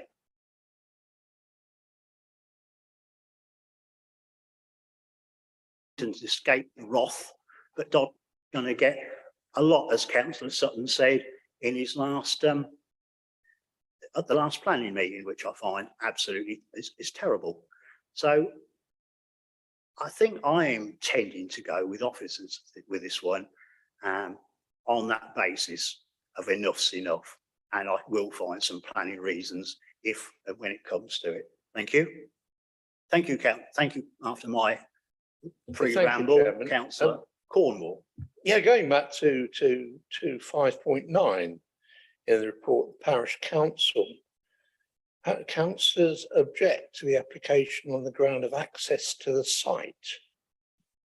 There's no other comment about you know, the actual position of the site and so on, other than it's on a blind bend, increasing the likelihood of vehicular accident. So it's not, the parish council are not actually saying enough's enough and all the rest of it, are they?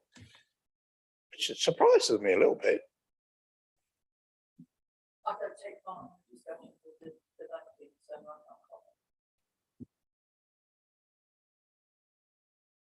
comment. Sorry, what I was saying is that I'm just commenting upon a previous speaker's comment that actually the report from the parish council doesn't actually cover that. Nonetheless, for that, and I'm not going to get into it all because you're absolutely right what you say, and there's no redress from me, but I'm speaking of a personal opinion. The parish council do object to it, don't they? On one basis, yeah. Well, again, I said I shall listen to what everybody else said and vote accordingly on my own mind, but I'm obviously allowed to do. So we're still in debate, folks.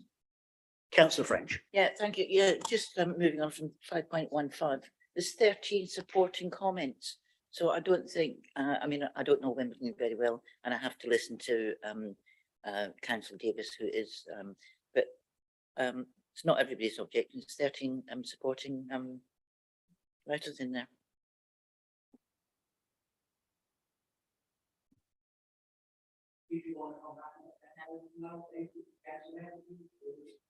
Could I just make a comment about these trees? Please do. These trees that have got TPOs on, and there's an application to take them all out. We can ask, we're in debate. Oh, Yeah. yeah, but we're next thing, we're going into officers, ask for questions. So would you mind leaving that until such times as officers? Would you be happy with that? Okay, so no more questions at all for no more debate at all on this. We're going to stop that now, and we're going to go into questions, clarifications for Officer. Councillor Mayor, thank you. Trees, please. We do have a current application into fell 4 of the protected trees that are covered by this application. Tree officer has considered the report that's been submitted as part of this application and not raised any issues. There was some query over potential for replacement trees. So that may well come up as a condition potentially on the application, but I'm currently awaiting his formal consultee comments on the actual tree application. Right, okay, so do the trees have to come out to facilitate the area for these houses? I mean, I went on the coach, I looked at the site and they're at one end, so presumably it would only affect one or possibly two of the plots. But they're beautiful trees and they don't look to be, there's one that looks quite poorly, I'll say. But the rest of them don't. So I cannot see why we have to take out good healthy trees to give for building plots. So the area of TPOs was in the north eastern corner. So they are indicated as being indicated as being removed, and the report indicates they need to come out anyway, for sort of health and safety reasons, etc. There is an arboricultural report that's been submitted and further photographs and things as well. So they were waiting for the application to be determined, but have since needed to sort of speed up that process. So they've submitted a tree application so that they are proposing to remove them anyway, whether this application is approved or not. Did you want to come back at all on that? Or I will just say, I don't think all of them need to be taken out, and they, you know, unless I can see a tree officer's report that says there's actually a problem with them, then I don't think they should come out. But who am I? I'm not a tree specialist. I just know when a tree looks healthy and it's looking as good as it should. And as Councillor Davies said, they're losing green space. Well, trees are part of green space. Thank you for that, Councillor Mayor. Anybody else got any questions, clarifications for the officer before I look for a proposal? No, right, thank you very much for that. Look, I'm looking for a proposal now on this application.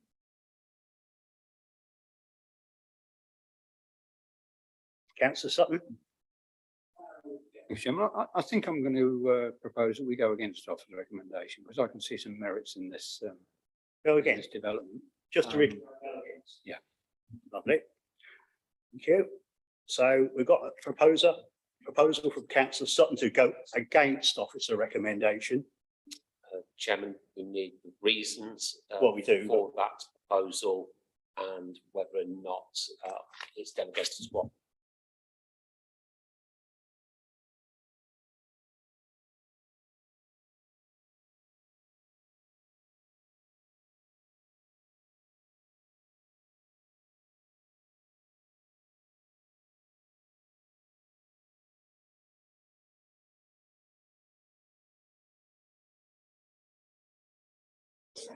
Yeah, Councillor French. So now let's have some reasons.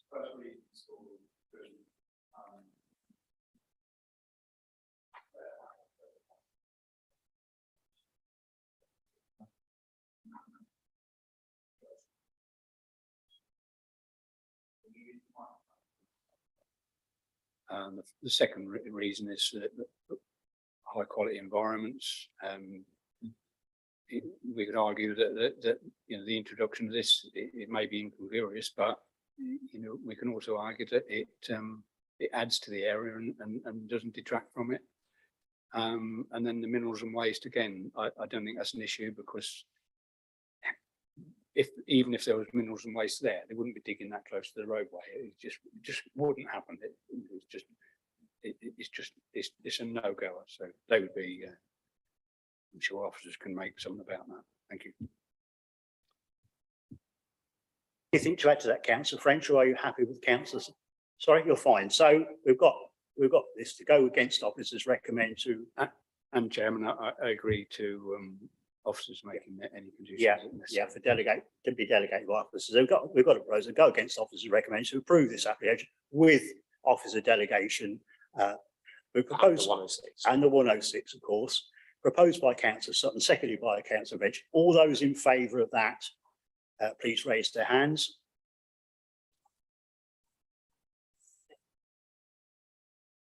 All those against.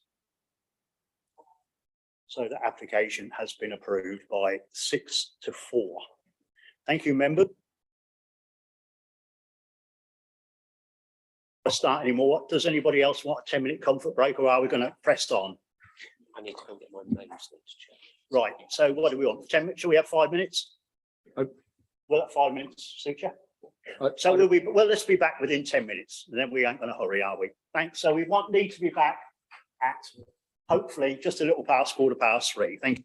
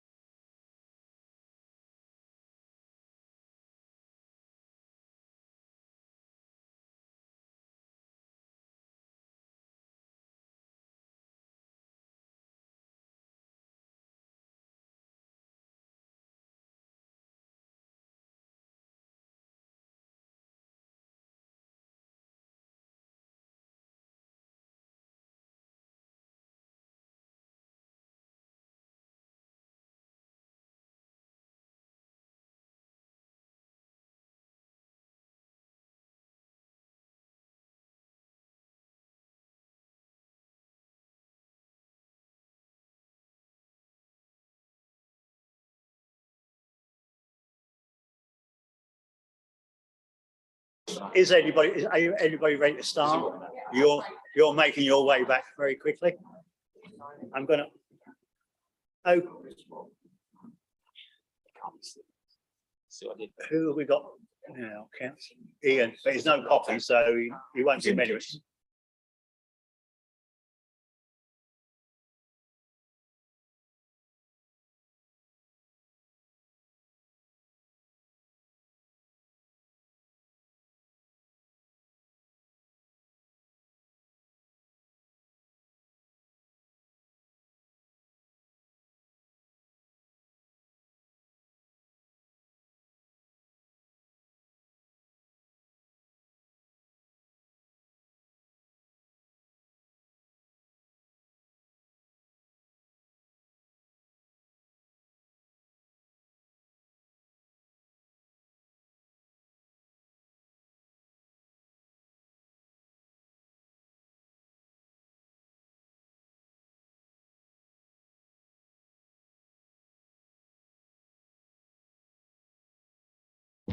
Right.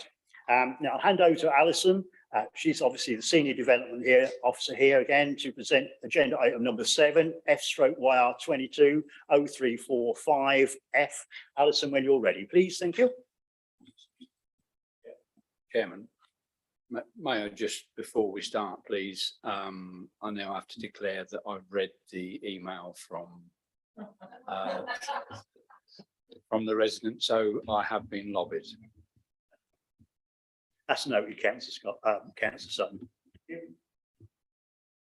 Please. Thank you, Chair. Agenda item 7, which is the erection of 3 dwellings, a 2.1 high wall and widening of existing access involving the demolition of outbuildings and front boundary brick piers within a conservation area on land west of 27 to 35 New Street, Doddington. The reason the application is before Planning Committee, given the number of representations received contrary to the officer recommendation. The images on display show the site in context in both plan form and as an aerial image. The central image shows the extent of the conservation area shaded red, noting that the access is within the conservation area with the remainder of the land falling outside. As noted in the officer report, the wider site has more affinity with the open countryside beyond the settlement. This stance has been consistently adopted in respect of the earliest submissions which have been resisted. The slide currently on display shows the submitted location plan and indicates the application site edged red with other land under the control of the applicant edged blue. So that's the dwelling to the front and the larger parcel of land to the rear being other land owned by the applicant. The current slide shows the topographical survey and tree constraints plan submitted in support of the application. There have been 2 previous refusals on the site. The above scheme proposed a 2-storey 6-bedroom dwelling with integral double garage. As detailed in the officer report, this application was resisted as its backland position was felt to relate more to the open countryside and that the scale and modern design failed to respect and indeed was felt to adversely affect the predominant settlement pattern, resulting in the scheme failing to protect or enhance the conservation area and not making a positive contribution to the character of the area. In addition, any public benefits arising from the scheme were not considered to outweigh the harm arising from the proposal. I would note that this decision was a delegated decision. Moving on to the next slide, again, there was another refusal. This was again a proposal to erect a 2-storey 6-bedroom dwelling with an integral double garage. Again, this was refused for the same reasons as the earlier scheme and delegated powers. Although the scheme reduced the scale of the proposed dwelling, thereby reducing its visual harm, it still failed to accord with the settlement pattern and the character of the area. The layout now proposed is currently displayed. This comprises a pair of semi-detached dwellings to the south of the site, with a detached dwelling with double garage to the north of the site. Access is derived between numbers 35 and 37 and requires the demolition of the existing piers to facilitate the access widening. It is also noted on the layout that the latest scheme reduces the private amenity space serving number 35. This was not so acute in the earlier scheme proposals and results from the layout of the parking to retain to serve the host dwelling and the extent of garden area provided with that dwelling. So that manifests itself as another reason for refusal, in addition to the earlier refusals with the previous schemes. This slide shows the number of outbuildings on the site. There's a seasoning rack and storage area along with an open fronted barn with a greenhouse addition, and photographs of these elements will be displayed later on in the presentation. The images now on display show street scene views of the intended development. The upper image captures the view looking into the site from the southern site boundary, capturing the flank aspect of the existing premises and the flank wall of the pair of semi-detached dwellings proposed, along with the double garage serving the detached property to the rear. And you can also see the projection of the hobby room or two-storey garage hobby room adjacent to that garage. The central image shows the view from the rear of the properties which face New Street back towards the pair of semi-detached dwellings and the detached dwelling. And then the lower left-hand image, which is probably the most important to bring to members' attention, that's the existing street scene view from New Street. And in comparison, the lower right-hand image captures the street scene from New Street post-development. So it shows, oh, sorry, Craig's telling me I'm incorrect, but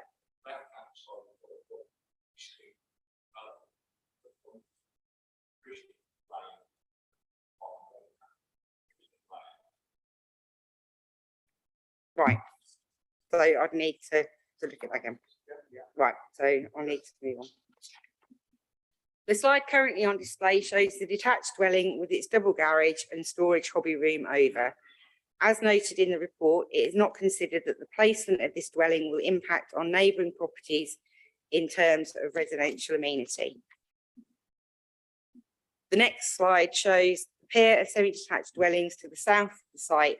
Again, no residential amenity impacts are envisaged. At para 10.15, it refers to bedroom and lounge windows facing east. However, this should read bedroom and bathroom windows at the first floor. But as I clearly identified in the report, there are no residential amenity impacts associated with the dwellings. It's the character and layout in terms of the existing settlement pattern that represents the issue. Each of the semi-detached properties are shown to have a shed in their rear gardens, and details of these are shown on the current slide.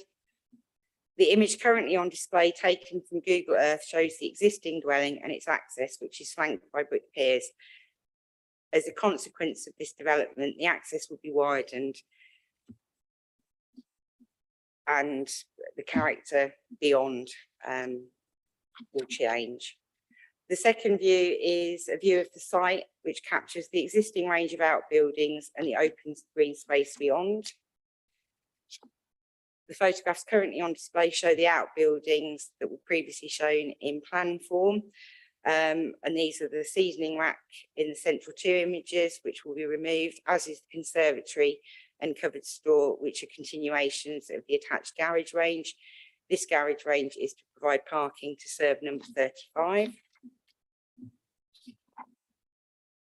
The application proposes the erection of 3 dwellings, a pair of semi-detached 3-bed and 1 2-storey 4 to 5-bed, a 2.1 metre high wall and the widening of an existing access, involving the demolition of outbuildings and front boundary brick piers within Doddington Conservation Area. The dwellings would be located on part of the site which is outside of the conservation area, whilst the buildings and brick piers to be demolished. The proposed wall and widening of the access would all be within the conservation area boundary. The Parish Council have recommended refusal on the grounds that the development would be backland, would affect the Doddington Conservation Area and would prejudice highway safety at the access, provide inadequate parking arrangements on the site, and notes that the previous applications on the site have been refused. Whilst this recommendation includes highway safety aspects, as can be noted in the report, there were no issues of highway safety identified by the local highway authority, and officer recommendation for refusal largely focuses on the character of the conservation area and the failure for the development to align with the existing pattern of development in the area. The two previous applications for one dwelling on the site have been refused, and a negative pre-application response of 7 dwellings given, citing the harm to the character of the conservation area. These reasons have not changed, and the applicant has not provided any information which would lead officers to arrive at a different decision. In addition, as mentioned in the report and earlier in my presentation, there is a further reason for refusal focused on the limited private amenity space that would be available to serve number 35. The recommendation is therefore for the application to be refused as per page 124 of the agenda. Yeah, thank you once again, Alison. We have one speaker on this application. I'd now like to invite Craig Brand, obviously he's the agent, to make his presentation committee. 5 minutes, Mr. Brand, thank you. When you're seated, of course, thank you.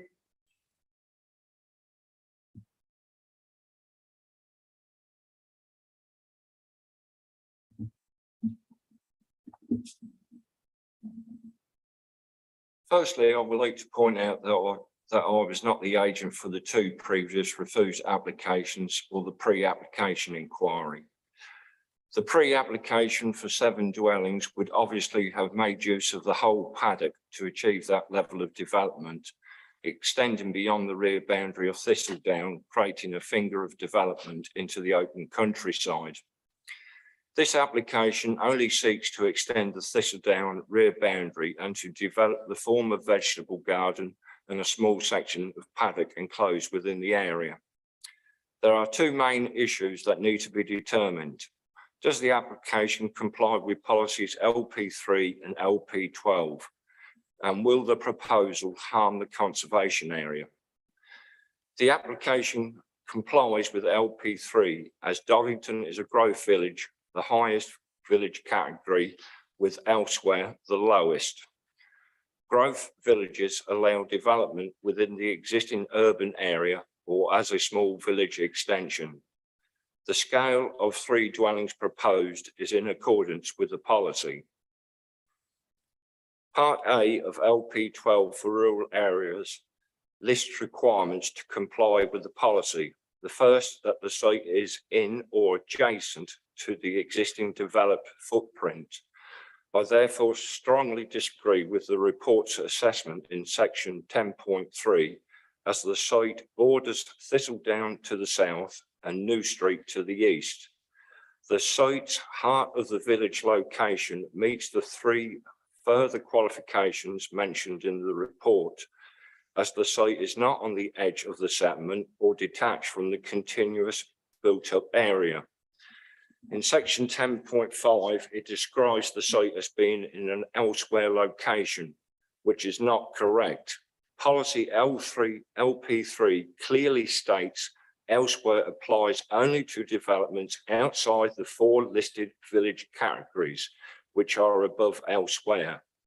Paragraph 4.74 of the local plan clarifies elsewhere locations and the types of development permitted.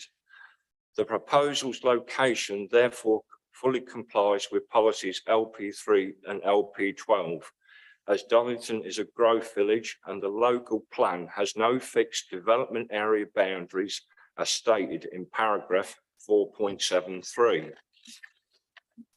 The 2011 Doddington Conservation Area Appraisal, paragraph 8.75, refers to 25 to 53 New Street as a group of essentially unified detached and semi-detached dwellings, which hold significant visual prominence, which warranted their conservation area inclusion. In paragraph 8.79, special mention is given to number 35 due to the open entrance giving a view through to the paddock at the rear. Could I have slide 1, please? The only alteration to the New Street scene is the widening of the access by removal of the gate piers and sections of post-war railings. The early 1930s photograph above shows the original front boundary treatment being a wooden fence. Slide 2, please. Number 35 was built by the Dunham family in the 1880s for their general building business, with workshops, cart shed and stables extending to the paddock as shown on the 1927 Northern Survey map, with a timber seasoning storage rack on the opposite side of the courtyard. Slide 3, please.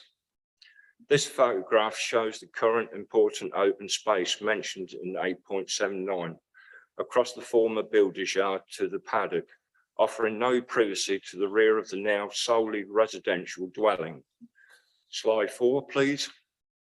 Following the Conservation Officer's initial comments, the site layout was reviewed and the positioning of the semi-detached house adjusted so that a view through to the seconds. So that a view through to the grass paddock and the countryside beyond was retained. The drawing shows in green the comparative views available. The proposal provides a screen private amenity area immediately to the rear of number 5, which can be deepened to increase the area. The proposed house designs are more sympathetic to the conservation area than the previous 2 refused applications. With That's no your 5 objection. minutes, I'm afraid. Craig. Yeah, fair enough. Yeah, thank you very much. Lovely presentation. Thank you. Thank you, Mr. Loppy. Now invite the members to put questions to Mr. Brand or clarifications. Anybody members want to? No, can't see anybody. Oh, Councillor Sutton, you hidden behind Councillor Sutton. I'd like you to just expand a bit, Craig, if you could.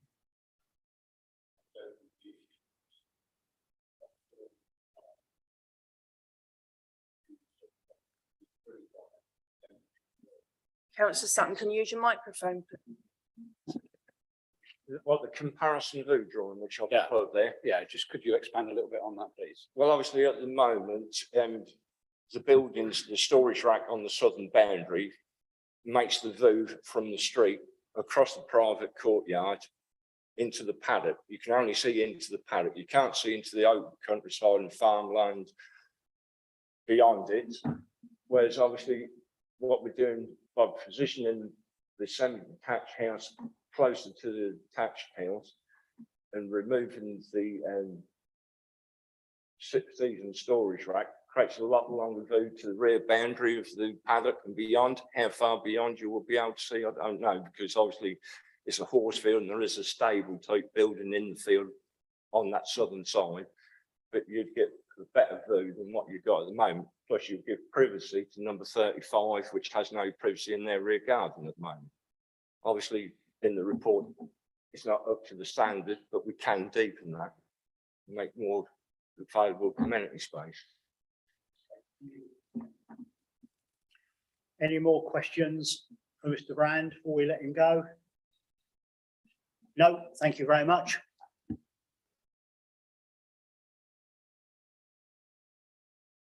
Questions, clarification to officers, if you have any? Again, no burning desire to. Okay, thank you. Now I'd like to invite members to debate the application. So who'd like to kick that off, please?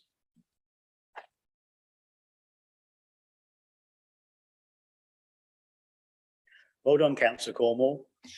I was looking at you. Yeah, well, somebody's got to start it, haven't they? You know. Absolutely. I mean, well to done. me, it's background development, pure and simple. But yeah, I don't know whether others agree, but I think as far as the officer's report's concerned, where it refers to that, I think it's that part of it is fine. It's great. It is background development.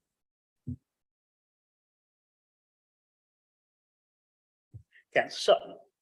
Yeah, I agree. There's no question about whether it's backland development or not. It is, but is it any further back than Thistledown, for instance? And the way I see it, I've got on Google Maps here, because that's probably one part of Doddington that I'm not familiar with, Thistledown, because that's a relatively new development. But this doesn't go any deeper than Thistledown. So if Thistledown was okay,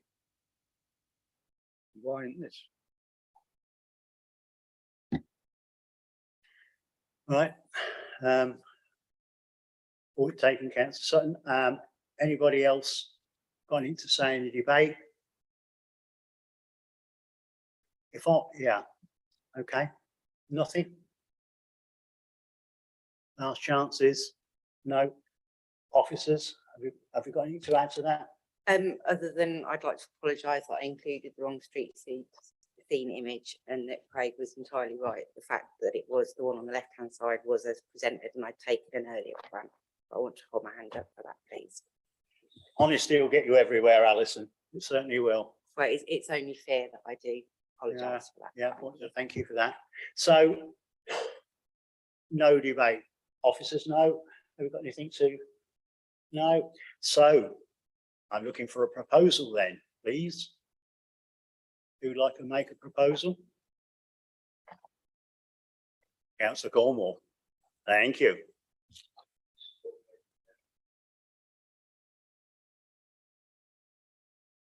Okay. Cornwall, Councillor Cornwall, that's it. He's proposing. Thank him for that. Have we got a seconder for that? That's the mayor. So we've got a proposal by Councillor Cornwall and seconded by Councillor Mayor to go with officer's recommendation to refuse this application. Is that correct? We just need to get the facts right before we do it. So with that in mind, that recommendation in mind, could we have a show of hands? Who supports that, please?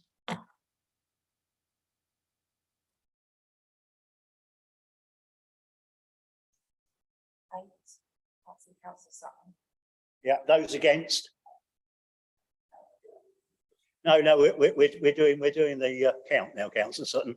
Are you against or are you for the application or against it? You're the only one who hasn't voted.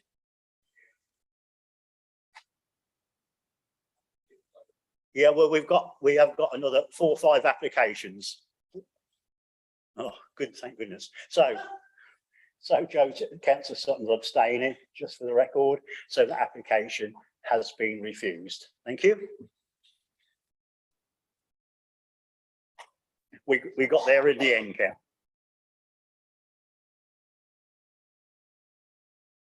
We'll hand over to Alison to present application number 9 FYR 22-007-8F. Thank you, Alison. When you're ready, thank you. Thank you, Chair. Agenda item 9 is a full application to form 1 additional bedsit, including alterations to existing bedsit flats and installation of 5 roof lights at 92 Elm Road, Wisbech. The application is brought before Planning Committee as it was referred by the Head of Planning on the advice of the committee chairman. The slide currently on display shows the site in context. Located to the west of Elm Road on the approach into Wisbech Town Centre, the property sits as one of a terrace of similar properties. A certificate of lawfulness issued in 2019 confirmed the lawful use of the premises and authorised the existing 5 units of residential accommodation. The current slide again shows the location of the premises, and the roof plan shows the location of the proposed roof lights, which it's proposed to insert. It should be noted that the 2 roof lights to the front of the property have previously benefited from planning permission. However, this permission is time expired. As part of the evaluation of the application, details have been secured in respect of refuse collection, with the refuse bins to serve the existing 5 units, and that proposed to be located in the front yard of the premises. While such placement is not ideal visually, it is acknowledged that it is only the impact of the additional bins which would serve the new unit that may be considered, and as such there would be no grounds to withhold consent, having due regard for the lawful use of the premises. It is noted in the report the external alterations proposed, which comprise the installation of Velux windows, are not so significant to represent any issues in terms of character or visual amenity.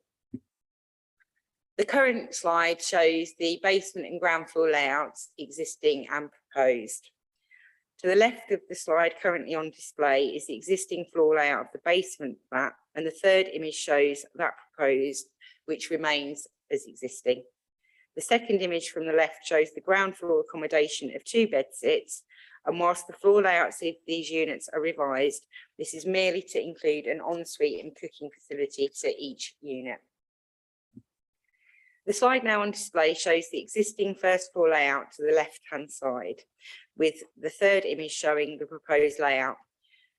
The proposal will see the existing flat 4, currently a 1-bedroom self-contained unit, being subdivided to 2 units, with flat 4 having its floor space reduced from 50 square metres to 28 square metres, with 2 metres of storage, and a further bedsit unit created, which will have a floor space of 19 square metres with an additional storage area of 4 square metres. The second floor of the unit, the second and fourth images above, will again remain unaltered, excepting the introduction of an ensuite and cooking facilities, which are also shown. The photographs on display show 92 Elm Road, and as indicated, the building will present largely in the street scene as existing.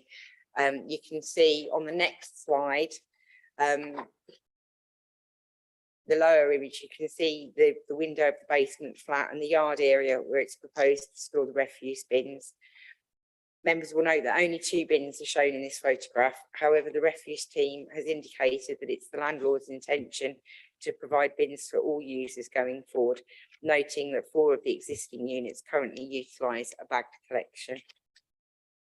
The following slide just shows the rear image of the property taken from the access road, which runs to the premises to the rear. The scheme proposes an additional unit of residential accommodation through the subdivision of the existing premises, which benefit from a certificate of lawfulness for 5 residential units.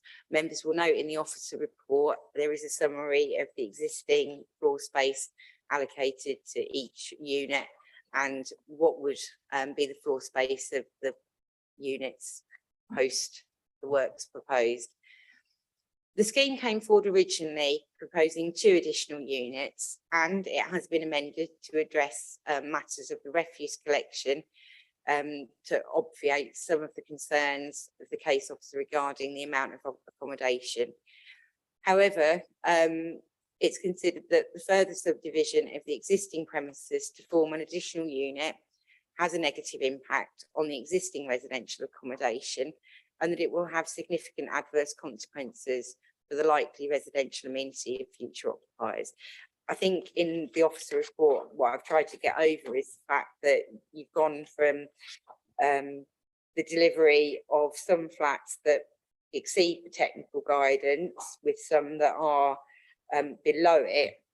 This would tip the balance because there'd be more flats below the technical housing standards than there are at the moment. So at the moment, if we were looking at a scheme for 5 units, disregarding the certificate of lawfulness, as planning officers, we'd probably be questioning the level of residential units provided.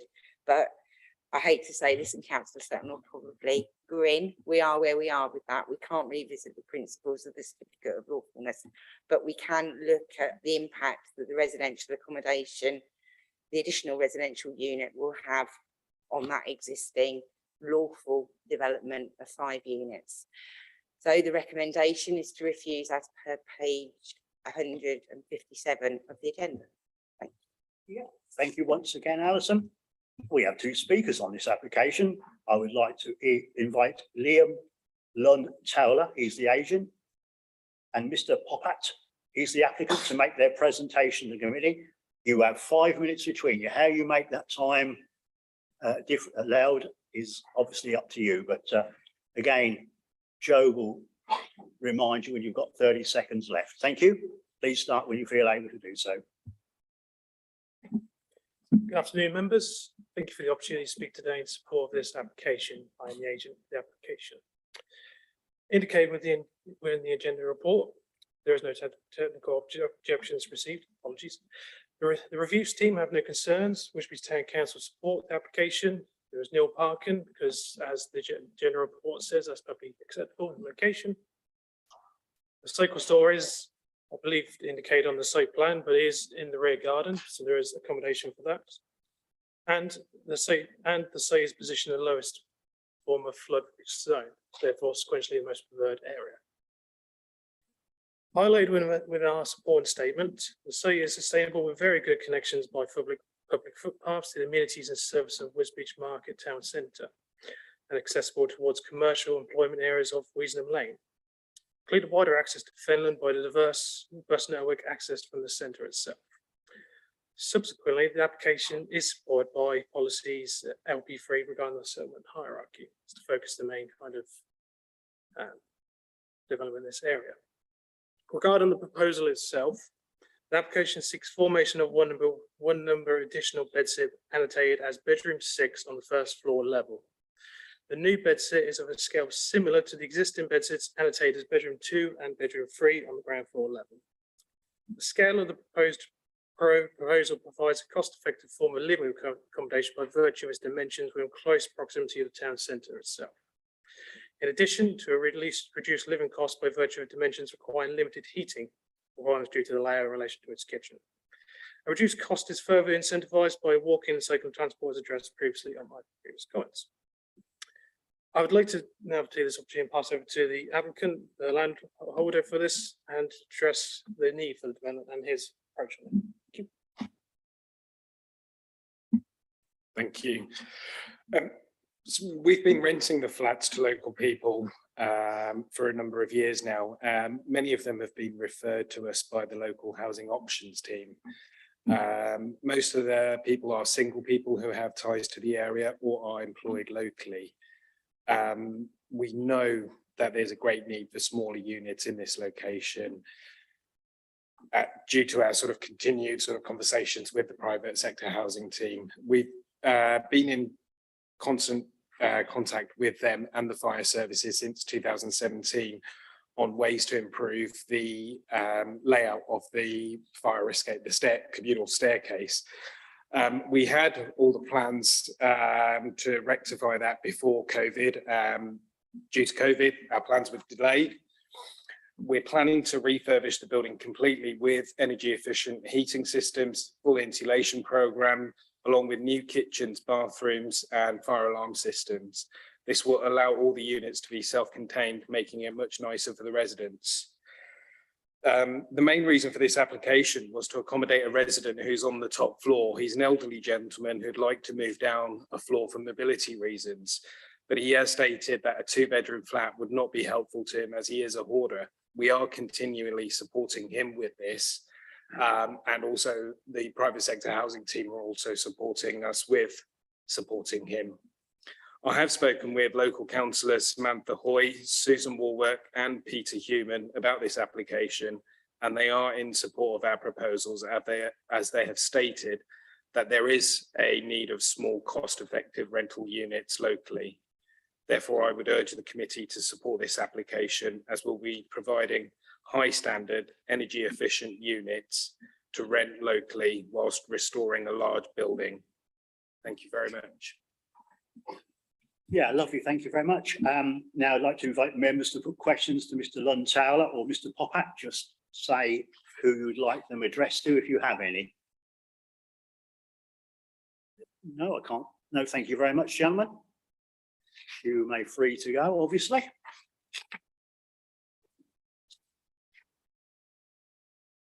So, members, questions, clarifications to officers. Councillor Miss Scanlon, thanks. Bearing in mind that they wish to increase the number of accommodations, with how many of the properties do not comply with the requirement for accommodation?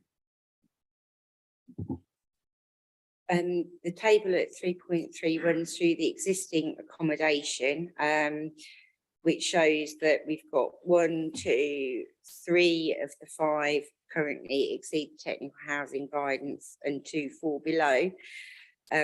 Ultimately, should the proposal be approved, you would actually have 2 of the 6 over the technical standards, and 4 of the 6 would fall below the technical standards, which is what I was trying to get across in the officer report. Excellent point made, Councillor Miss Scanlon. Councillor Murphy. Thanks, Mr. Chairman. Yeah, I did notice what they said on when they were talking about it, was the landlord's intention to put some more bins in there. Could we not have an intention? Could we have it said that it has got to be the right amount of bins in there, not intention? Because intentions are very good, but most of them are dropped.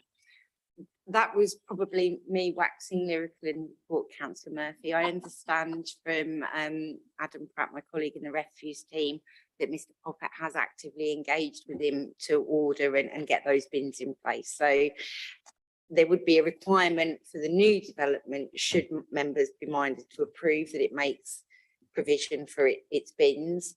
We couldn't retrofit on the certificate of lawfulness, but I do know Mr Poppet has been discussing it with Adam Pratt, and that has been resolved. And I think an order was placed for the bins, but I'm not 100% sure about that. So it could be my wording. Adam will make a good job of it. So I can't see anybody else, but I will just, so 5.3 on this, FDC, the private sector housing team, have no objections to this proposal. Well, if it's going down to 4 that are not going to have the right space from 2, how could you explain to me how that looks? Because it's having totally different views to you, isn't it, really? They are 2 totally different legislative frameworks and policy considerations. Housing standards don't have a prescribed space standards. Our current local plan doesn't have prescribed space standards, but the technical housing standards come after 2014. And the underpinning requirement of LP2 and LP16 is to create a high quality environment.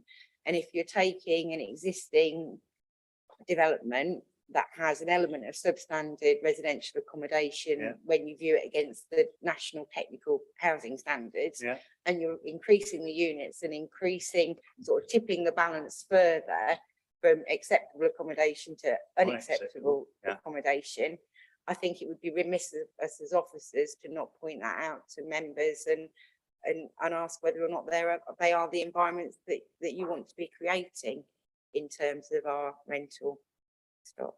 But obviously, and it isn't the duty of planning to duplicate other legislation, as it's not the issue of other legislation to duplicate planning. They complement each other, I'd like to say. And I must admit, Mr Poppet, if you look at this application, you might think it's been with us quite a long time.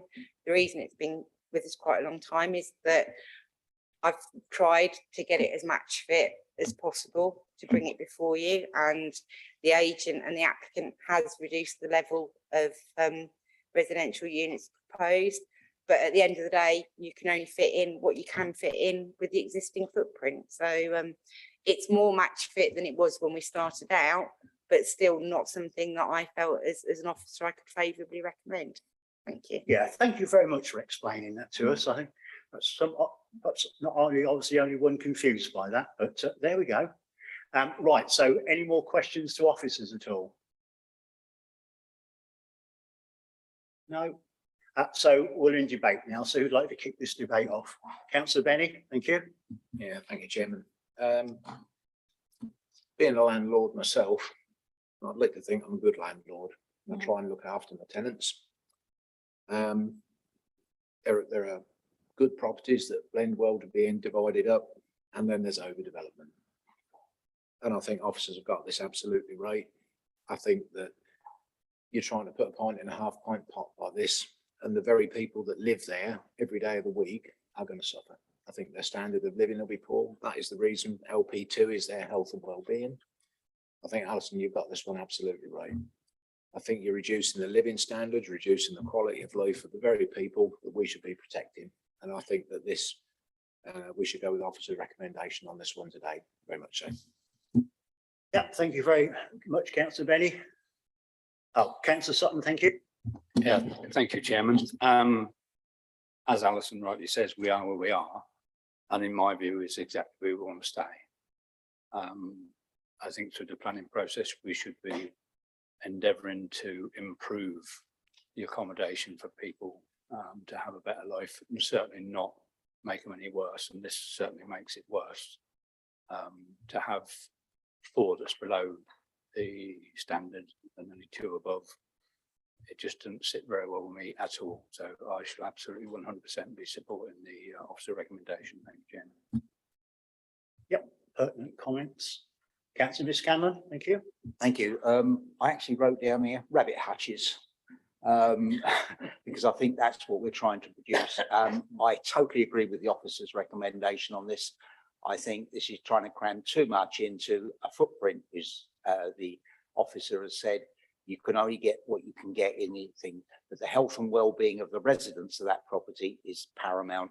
And I think this is detrimental to the health and well-being of current residents and the future residents of this property. Again, good points. Can't fault any of you. Councillor French, see if you can keep up the good work. Or not. I doubt that very much. Or not. Yes, I did notice on the photograph there was a basement. And if it was, my memory is correct, last month or the month before, we had a basement in Wisbech we refused because it was not up to standard. So what is this basement like? Do you know? Well, we are in debate, but if officers can throw some light on it, I'm more than happy to listen. The basement flat is as established through the certificate of lawfulness. So I don't have details of that particular basement, but looking at the floor sizes, what that basement is actually a 1-bedroom self-contained flat with separate kitchen, living room and bathroom, which remain as existing. And that's actually one of the larger units. It's the 50 square metres. That's not in that. And it does have a window and it does have its access, yeah. Well, On the photographs, we saw where the bins were outside the window. Obviously, the proposal is to have bins for each property. That will be detrimental to the person who lives in that flat because they will be looking out of their window onto an array of dustbins. So therefore, I think that's detrimental. Lovely view, wheelie bins. Yeah. Yeah, Alison, you can't wait to get in there, can you? This is something that we considered as officers, and indeed I did discuss it with Mr. Rowan in the office. But although at the moment one of the flats has, or historically one of the flats had 2 bins, the other 4 had a bag service. Ideally, we want people to have a couple of waste receptacles.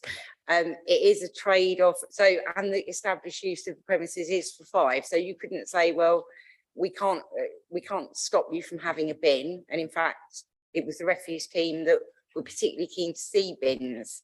So all we could consider as part of this planning application is the impacts of the additional bins, and working on the assumption that 2 extra bins would probably be further away from the window. I don't think you could argue that the bins would actually impact on residential amenity. There was also the issue of having to take the bins up the steps, but again, the benefits of having proper waste receptacles against a bag service, they were all thrown into the mix and discussed in the round. I think David would agree. Okay, any more questions to officers? No. So we're looking for a proposal on this. Councillor Benny? Yeah, I'd like to propose we go with officer's recommendation and refuse this application. Yeah. So we've got a proposal to go with officer recommendation to refuse this application, proposed by Councillor Benny, seconded by Councillor Sutton. Could we have a show of hands on that proposal, please? That, my friends, is unanimous. See, I am good at counting after all. Right. Thank you very much. So with that, I'll hand over to David to do, are we 9 or are we 10? 10, that's it. Thank you for that. So I'll now hand over to David to present item number 10, application FYR 21 1037F. Thank you, David. Thank you, Chairman. This is a application for the change of use of land for 2 traveller pitches, keeping of horses, farm animals associated with the occupation of traveller pitches, to include the stationing of 2 static caravans and 1 tourer, the erection of a timber shed, stable and tack room, 1.2 metre post and rail fencing, and the construction of a vehicular access and 1.5 metre height earth bund, land south of Millcroft, Mill Lane, Gorefield. Initially draw members' attention to the update report that's been circulated in respect of this item. Yes. So the application site is shown in red on the location plan and aerial photo. As you can see, it sits within the open countryside to the west of Mill Lane in an area with some sporadic development, and it's approximately 1 mile from the settlement of Gorefield itself. You can see it sort of formed part of an area of grassland. The site is within flood zone 3. So the site plan shows how the nature of the site sort of was pre-development, with areas of trees and foliage apparent to the edges of the site, and a field access to Mill Lane shown in black on the right hand side of the plan. It also indicates that there is an area of the site or an area of land outside the application site, but within the applicant's ownership, which is shown in the blue line. So the kind of the leftmost portion of the green area shown on the plan. So the proposed site plan shows the proposed developments, with the existing access point being utilised to serve an area of hard standing, which would then have 2 mobile homes sited upon it. In front of this, a timber shed is proposed, while adjacent to the northern boundary is a stable block. And then these latter structures are shown on the elevations at the uppermost of the drawing there. In the northeastern corner of the site, a 1.5 metre bund is shown. The western half of the site is to be subdivided into 2 paddocks, with then a further sheep paddock shown within the land edge blue that I referred to earlier.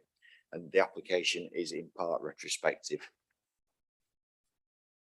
A plan indicating the achievable visibility displays is shown on this plan. The Highway Authority do not object to the application. Then we've got some photos of the site and some further views of the site. I think it's fair to say that there's been a little bit of, shall we say, toing and froing on the site, because certainly I think when members visited the site last week, I don't think the mobile home shown there was actually in situ at that point in time. But this is the view as of April earlier this year. So to summarise, it is accepted that the applicants fall within the definition of travellers within the planning policy for travellers statement. As members will be aware, there is no up-to-date assessment of traveller need within Fenland, and as such, the broad principle of the development is therefore accepted. It's considered that this development in itself is quite small scale and would have limited visual impacts because of that screening to the boundaries that I referred to earlier, and would also not dominate the settled community in the vicinity.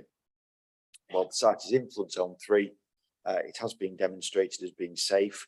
The Environment Agency have raised no objections, and the lack of alternative sites for traveller accommodation is considered to outweigh that particular issue in this case. The recommendation is therefore to grant planning permission as set out in the agenda, with an additional condition also recommended to members, which has been unfortunately overlooked in the report, for the development to be carried out in accordance with the submitted flood risk assessment, which is the one that's been accepted by the Environment Agency. Thank you. Yes, thank you, David. We have 1 set of speakers on this application and 1 written representation. So therefore, I'd like to invite Martin and Muriel Aldin, they're the applicants, to make their presentation to the committee. You have 5 minutes between you, which also includes the written representation. So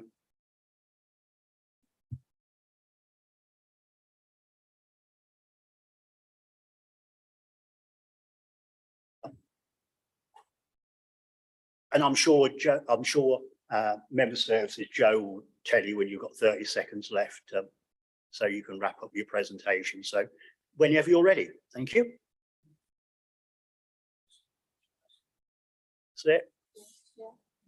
Okay, thank you. Where am I going to start? If you pull the microphone towards you more, Yeah. you'll be able to hear me.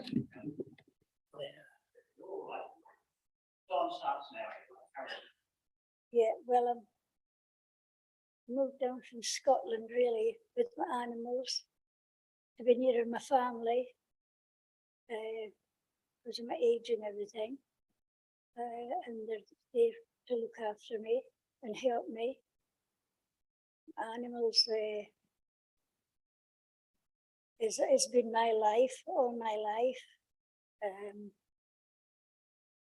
I don't really, don't know what else I can say, I mean, I just wanted to be near my family and have somebody to look after my animals.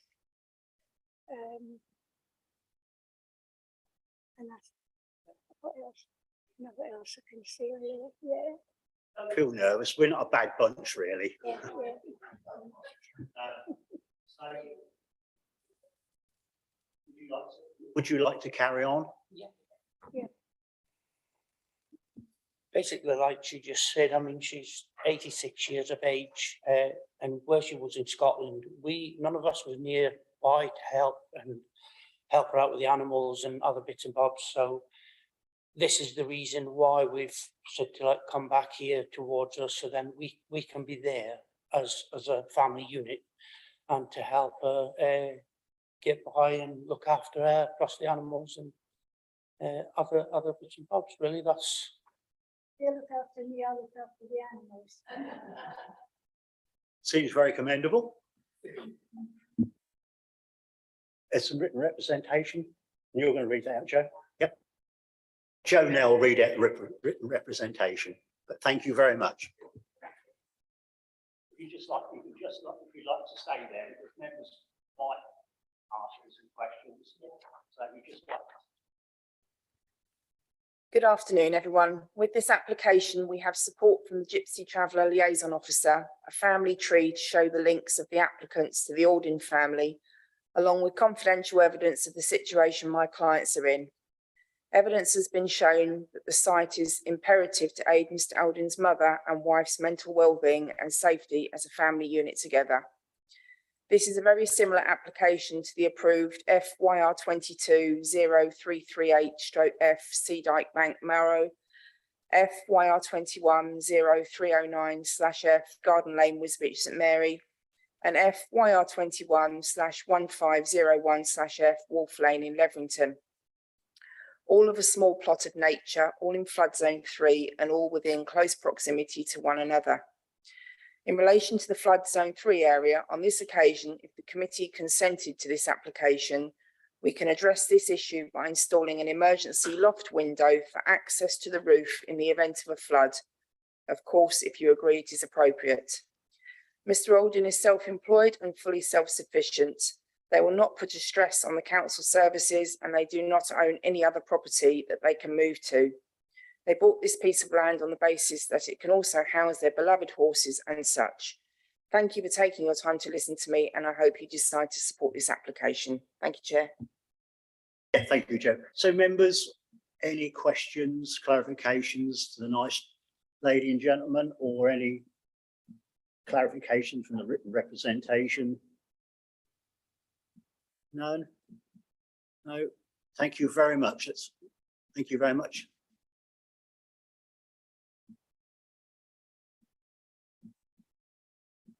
Members, questions to officers, please. Councillor French. Thank you. I do notice in the report that there isn't an up-to-date assessment. When are we likely to have that? We're obviously doing the new local plan. Are we going to get some more information? Because I'm quite sure there certainly is a need for this. I have the answer, but I'm going to let Nick explain exactly what's going on. Thank you. No.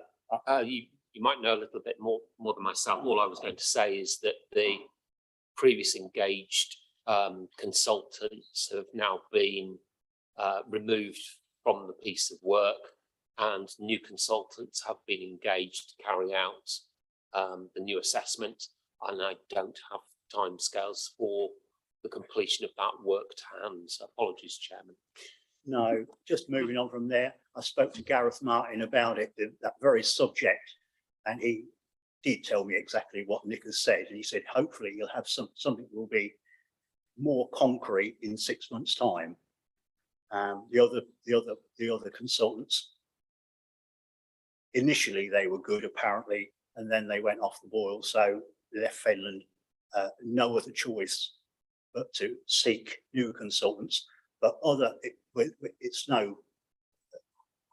other counties or districts are in the same boat. Of course, that doesn't help our case, but hopefully in 6 months' time, we will have a policy, up-to-date policy. Thank you. If I can just come back, yeah, I mean, obviously our Gypsy Traveller officer is always on the ball, so I'm quite sure that he has looked at it. But the other point that I'd like to make, I think it's commendable that the family are going to look after an 86-year-old. As a fellow Scot, I'll welcome you.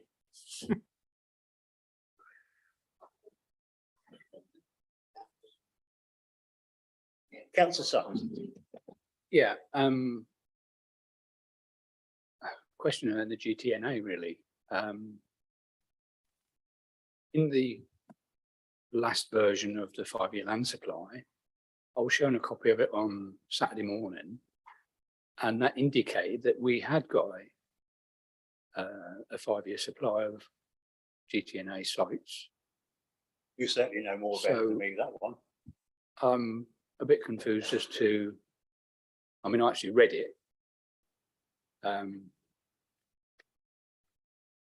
it did indicate that it had, but I can't remember what, well, I assume it was the one put out in April this year? Through you, Chairman, I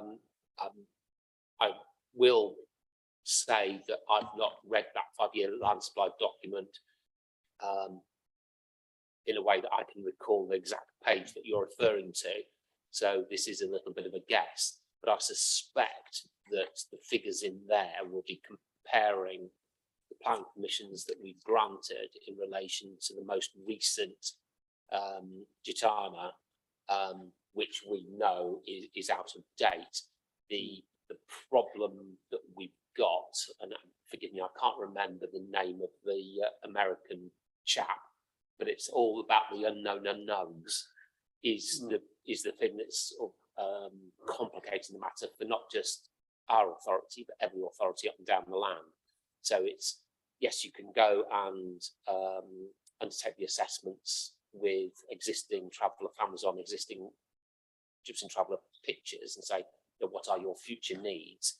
But the way that the government requires us to undertake the assessment is to make an assessment of what other needs there might be that have not been identifiable purely through the surveys of existing families.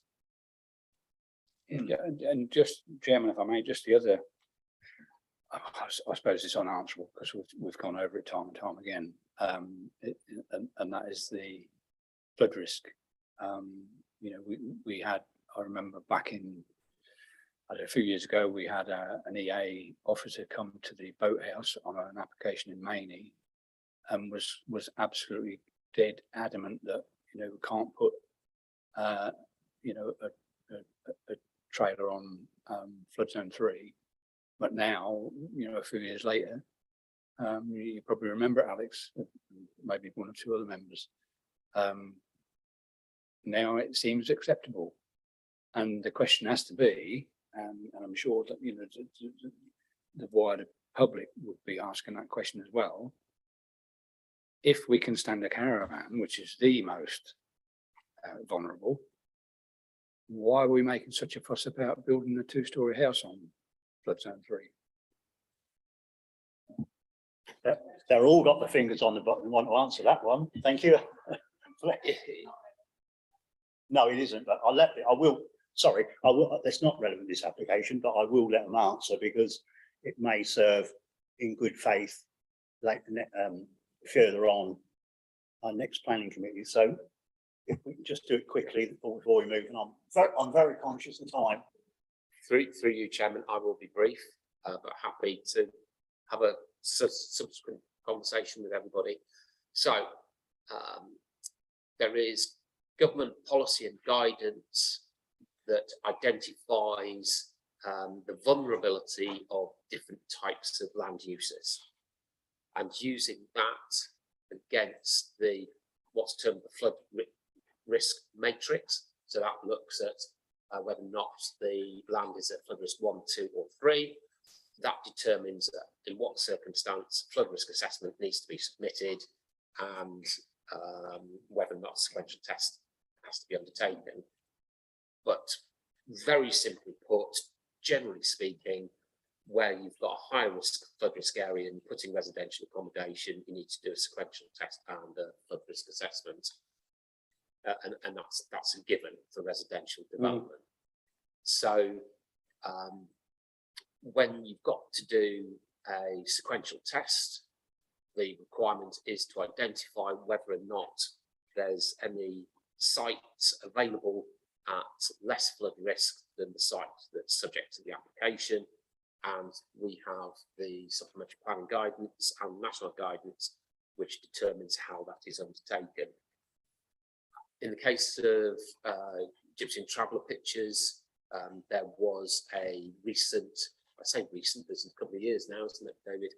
An appeal decision which basically has sort of put the peg in the ground as to how we should be dealing with Gypsy and Traveller pitch proposals in flood risk areas, and since as an approach. Broadly speaking, you should do all that you reasonably can to avoid building in flood risk 3 areas, if at all possible. And where that's not possible to avoid, then you've got to come up with an engineering solution that enables that property and its occupants to be safe. And in determining whether or not it's going to be safe, you will look at what's the depth of the water and what's the speed of the water going to be in a flood risk event. So that's a very quick potted guide. Right, thank you very much. So we're still after that. Anybody got any more members got questions for officers? I'm mindful of time, so no. No, thank you very much. So now we're looking to open the debate, please. Sorry? I think we've had a debate. No, we're not had the debate yet, no, unfortunately. Hopefully it's not going to be a very long one. Move the officer's recommendations. Sorry? Yeah, so the debate's finished, so I'm looking for a proposal. Yeah, move the officer's recommendations. We need it first. Councillor Scolding's going to propose it then. Who's going to second it? Councillor French, that'll do. So we've got, Holding, French. So we've got to go with officer's recommendation to approve this application. It's proposed by Councillor Scolding, second by Councillor French. Let's go on this proposal, thanks. And that is unanimous and that application has been passed. Thank you very much for that. Right.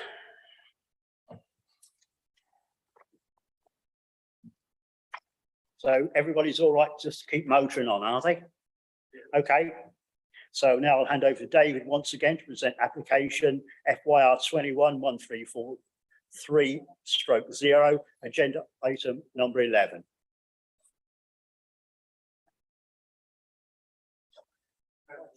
No worries. Thank you for attending. Bye-bye. Okay, David, when you're ready, thank you. Yeah, thank you, Chairman. So agenda item 11 relates to an outline application with all matters reserved for the erection of up to 9 dwellings, land east of 137 Upwell Road in March. Would initially draw members' attention to the update report circulated in respect to this item. So the application site is shown in red on the location plan and aerial photo. It sits on the southern side of Upwell Road, adjacent to the last dwelling on leaving March, or the first dwelling on entering March, and forms part of an existing agricultural field. The middle image shows the site relative to the flood zones. So the blue, the sort of the darker blue denotes flood zone 3, with a narrow band of flood zone 2 in the lighter blue. So effectively, sort of half the site is within flood zones 2 and 3. All matters are reserved for future consideration. So the layout plan here is purely illustrative, showing a row of 9 dwellings fronting onto the road. Whilst access is not a detailed matter, the access points are indicated as part of the application, and the red line boundary of the application site has been drawn to accommodate these. So the left-hand image here shows the view looking west across the application site, sort of back towards March, while the right-hand image shows the view along the site frontage. The highway trees, the verge and the open nature either side of the road is considered to have a clear character of its own and forms an attractive entrance to March when approaching from the east. Members should also note the ditch running along the northern boundary of the site, adjacent to the sort of the highway verge, and also the higher level which the road is at relative to the site.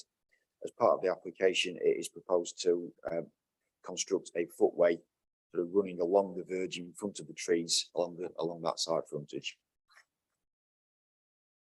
The next pair of photographs show views looking east along Upwell Road with the site on the right hand side.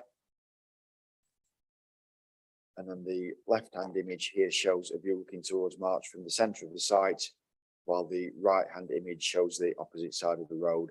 It's considered that really this edge of March, there's a clear and distinct edge to the built form which separates it from the adjacent countryside. Street view images show sort of the wider context of the site and that prevailing open character. So the left-hand image here shows a view taken sort of adjacent to the last property. So the last property is on your right-hand side, and then the open character sort of beyond that. The right-hand image shows a view the opposite way, and then again that sort of established edge to the settlement and the generally open and verdant character that's created. These images are from 2010, but are considered to sort of fairly accurately reflect the current situation. So to summarise, despite the site being at the edge of March, it is considered that the development of the site would be to the detriment of the character and appearance of the area by creating a ribbon of development encroaching into the countryside and resulting in the loss of the open nature of the area and the attractive gateway to the town. Concerns have been raised by the highways officers concerning the visibility achievable from the proposed accesses given the trees within the highway verge. And also a significant proportion of the site is within flood zone 3 and flood zone 2. Sequentially, there are other preferable sites available within March, and as such the development is contrary to the relevant local and national policies regarding flood risk.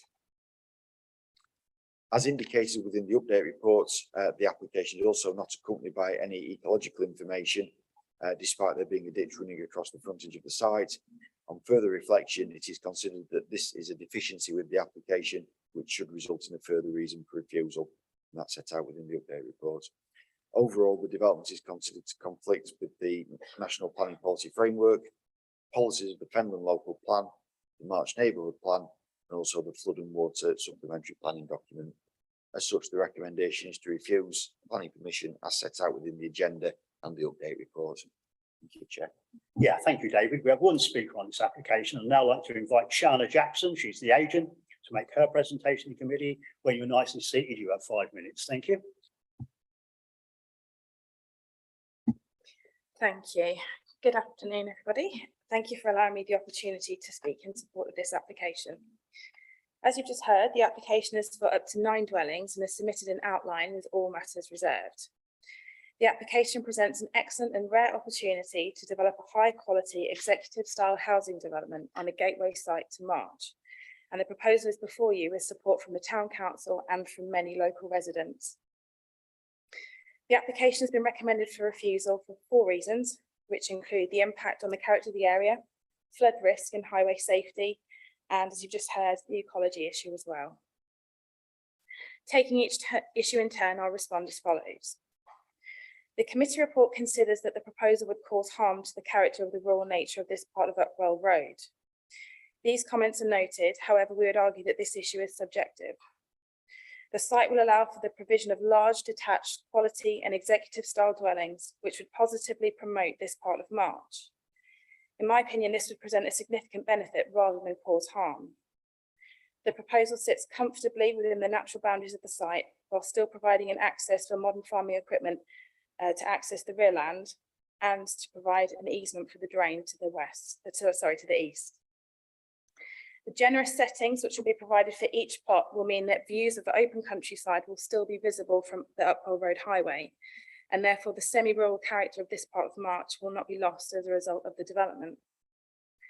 With regards to flood risk, we note that the site lies partially within flood zone 1 and partially within flood zone 3, and it's likely that plots 6 to 9 will be within flood zone 3. The submitted flood risk assessment demonstrates that all of the dwellings will be technically safe from flooding, and the Environment Agency has raised no objections to the submission. The finished floor levels will be consistent across the site, and therefore technically no dwelling will be at greater risk than another, despite the change in flood zones. With this in mind, I would argue that there's no increased risk to people or property in terms of flood risk. The third reason for refusal relates to highway safety, and this reason is somewhat harsh given that the details of access are not committed for consideration at this stage. Within the indicative drawings, we've shown individual access points, as this is a requirement for planning validation. And it's understood that there are concerns with regards to the access points which are in the 40-mile-per-hour zone, in that there's insufficient visibility at these points. As I see it, there are two very simple solutions to this problem. One could be to extend the 30-mile-per-hour limit to the extent of the development site so that a lesser visibility requirement is necessary. And the other could be to bring a single point of access within the existing 30-mile-per-hour zone to serve the whole of the development. Either of these options could be secured via planning conditions and submitted as part of the reserve matter submission, and either option would be duly accepted by the applicant, and both options would overcome highway concerns. With regards to the details of the ecology, we could provide these if committee deemed necessary. A neighbouring resident in support of the application was unable to speak at the meeting today and has asked me to share his comments with you, and these are as follows. I would like to support the application as I feel it be beneficial to the road scene coming into town. This application would return the view coming into town to ribbon style development instead of the block view that would be created by application for F/YR19/0931 once that is built. This was mentioned by officers at the time of the application in 2019. And if approved, this application will correct that street scene in a beneficial way by masking the backland block of development already approved to the south of 137 Upwell Road. The application also appears to be a high quality, good sized properties, setting a good impression of the town on entry. So we consider there are considerable benefits brought by the proposal which outweigh the asserted harm set out in the reasons for refusal. This includes providing an opportunity for high quality housing within a primary market town, which will set a positive scene on the approach into March. We know that there is demand for such developments as the applicant has already been approached by people who want to buy the plot. The application is before you with support from the Town Council and local residents, and there are no objections from technical consultees which cannot easily be overcome. I hope you're able to see the benefits of the scheme and grant planning permission accordingly. Thank you. Thank you very much for that, Mrs. Jackson. Any questions, members? No, not at all. Thank you very much. Right, members, questions to officers? No burning desire to do that either. So, oh, sorry, Councillor French at the last minute. Thank you. Yeah, I was just listening at to obviously Shona saying about the environmental agency not having any comments. Well, certainly a few months ago, and I can't remember when it was, we had a planning training on environmental, and it was pointed out to us quite clearly they're not interested. It's down to the drainage boards. So that's obviously why there's no objections from there. So it's just a point that I wanted to make. Any more questions? Thank you, Chairman. Just a little way along the road from this, there was another development a few years ago, and the questions were raised about access and visibility onto the highway. This was got round by chopping the trees down along Upwell Road, and I personally hate to see this happen because they're a lovely avenue of trees, and I'd hate to see the developer take the easy route out and chop the trees down, because this has happened before and I wouldn't want to see it happen again. Is that a question to officers? Yeah. Thank you. Please answer if you can. I wasn't sure there was a question there, Chairman. Well, The chopping of the trees down on the previous application along Upwell Road was okayed by everybody. How do you feel about the removal of any trees along this section of that road? Through you, Chairman, the trees are within the highway, I believe, and therefore it'd be the county council's decision over whether or not they go or not. I think David wants to speak. Just to sort of elaborate on that point, though, I think the officer report does make reference to the sort of cumulative impact that the verges, the trees have on creating that verdant character as you approach March. So while the trees are the responsibility of the highway authority, if they were to be removed, it's the view of officers that that would be to the detriment of the character of the area. Thank you for that. That's something I'd like to hear. That's answered your question, Councillor Ms. Scanlon. Did you wish to speak on? You're going to come back in the debate. Okay, any more questions for officers at all? Right, we're in debate. Councillor French. Oh, Councillor French, then Councillor Cornwall. Oh, okay, that's fine. Councillor Cornwall, the floor is yours. Oh, goodness sake, get on with it. One of you. Being polite. Come on. We're being polite, Chairman. I'm very polite. Okay, I think the skill here is to open up the map that shows the red site. And if you go north, there's nothing. If you go south, there's nothing. This site is completely, utterly isolated. And to me, it doesn't make any environmental sense whatsoever. And frankly,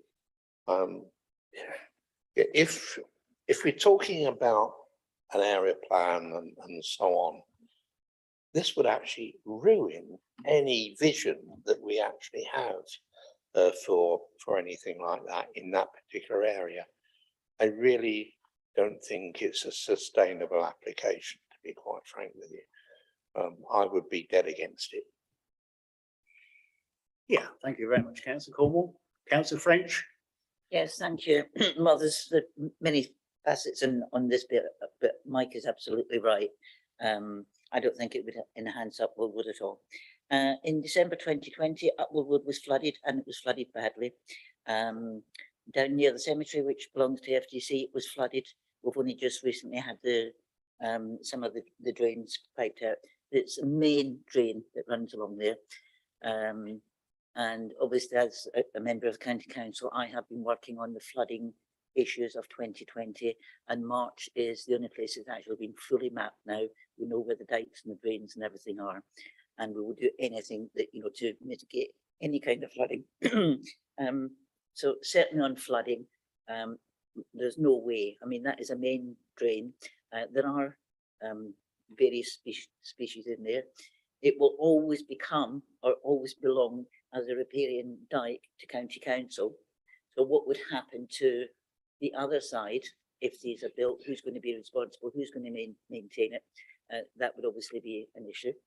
On the March area transport study that I've been working on since 2017, there is work going on in Upwell Road at the moment, where we're putting speed cushions in. We will be lowering some of the speed limit along from the 60 down to 40 and down from 40 to 30. And it is a road safety issue as well. There is no way I can support this application at all. No, I absolutely agree with you. Riparian drains are a nuisance.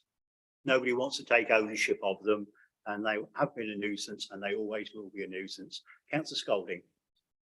Right. Well, I have to disagree actually on that one. Number one, there's still farmyard behind, and I think without doubt, farmer will keep them drains clear, keep his crops good. Also, I go down there quite a lot, and that bit does not flood. Yes, where you're saying near the cemetery, that does flood there, but not near that end. Also, when you come past the railway, that's when you think you're coming into March. This to me looks good. I can't see a problem with it at all. And you also got two roads there, one coal seed lane, which goes down by the railway. And you've got another road that goes on to Barker's Lane, trundles right the way around to Barker's Lane. All that has got drains and they're kept clean. So I can't see a problem. And if they're going to build the last three up higher, so no one builds in a hole because it will get damaged. But if they're going to build them up higher, I think myself, that'd be an asset to the town and look nice as you drive into the town.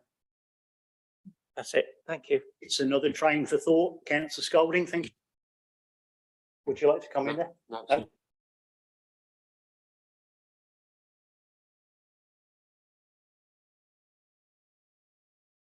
Scolding, Nick has shown me a dike that is, well, not maintained, not very well maintained. When it's not a maintained dike. I don't know if you want to pop round and have a look at this. You're very welcome. Please do.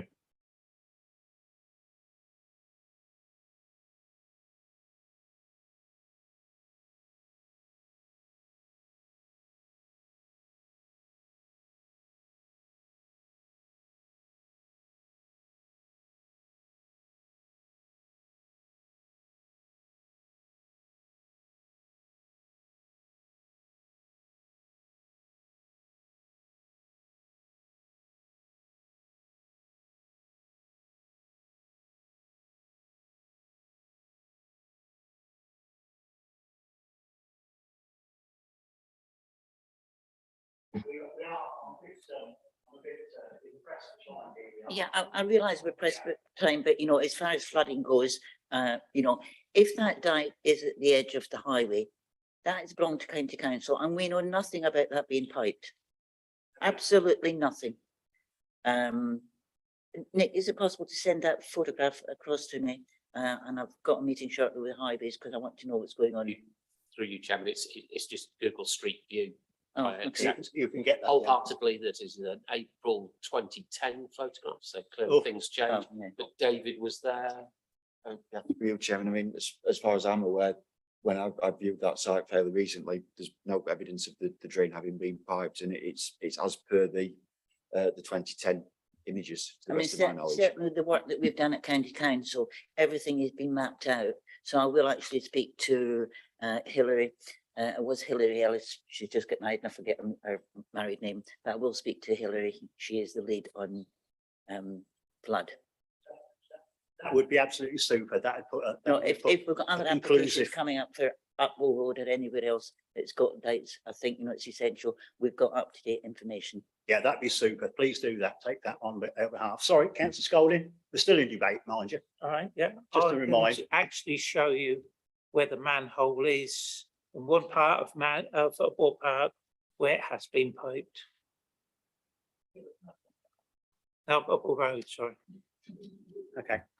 We should just, this is just part of the debate, and this is what I like to hear. So we're still in debate. Anybody want to add to this debate? Councillor Davis, please. Thank you. If we just look at 1.5, and it says that 6, 7 and 9 obviously are in flood zone 3. And it also says that therefore it's found the sequential test. So it doesn't matter that only half of them are in flood zone 3, it has failed the sequential test. So there are places around where those houses could be built quite safely.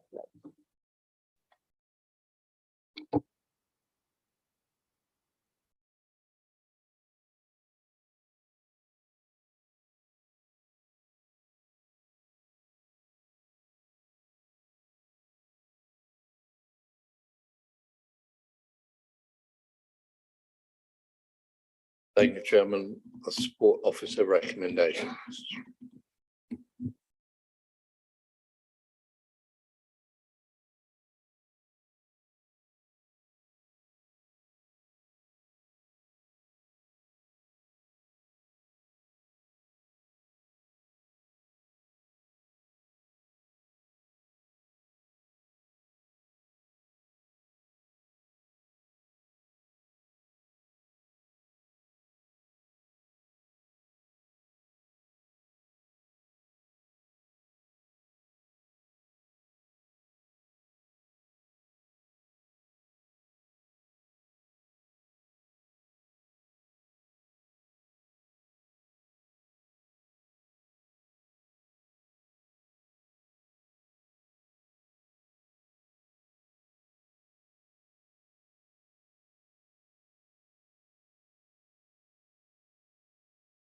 So we now will go, right, so we'll go to David Rowan to present application number 12 FYR 21-14390. David, when you're ready, please.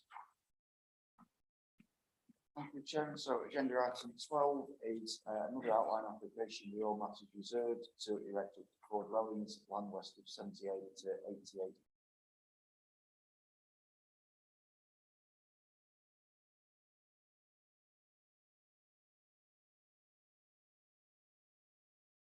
On the location plan. Sorry, I've just realised I didn't have my microphone on, so I will start again. So this is an application to erect up to 4 dwellings. It's an outline application with all matters reserved, land west of 78 to 88 Station Road, Mainy. Members may recall this application being reported to committee in July. To refresh memories, the application site is shown in red on the location plan and aerial photo. Forms part of an agricultural field at the junction of Wimbledon Road and Station Road. Existing development in the vicinity is evident, and the site is within flood zone 3. An indicative plan has been submitted with the application, shows how the site could be developed for 4 properties. Site layout plan also indicates access from Station Road across the ditch to the front of the site, and then there are ditches to the north and the south of the site as well. And then photos just show the current nature of the site. You see it's part of an open agricultural field. Clearly developing this will change the character. However, this is not considered to be unacceptable given the existing developments round about the site. So to summarise, when the application was originally reported back in July, there were 2 reasons for refusal recommended to members. Members decided to defer the application to allow those potential reasons for refusal to be addressed. And subsequently, ecological information has been submitted with the application, and that's been accepted and considered to remove the first reason for refusal. The second reason for refusal was on the grounds of an inadequate sequential test having been undertaken. Essentially, no other sites within Mainy have been identified or considered. Further to the deferral, an appropriate sequential test has been submitted, identifying and considering other sites within Mainy.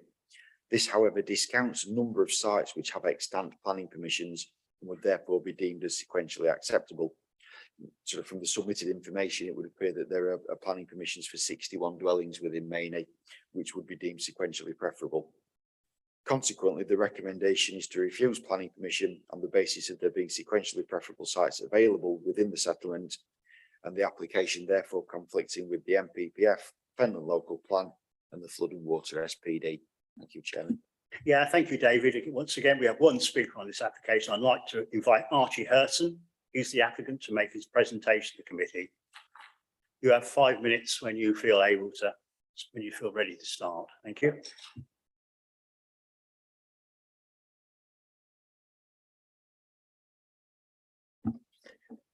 Good afternoon, Chairman, members of the committee. I'm pleased to be here today to seek approval for our application for 4 dwellings on Station Road within the village of Mainy.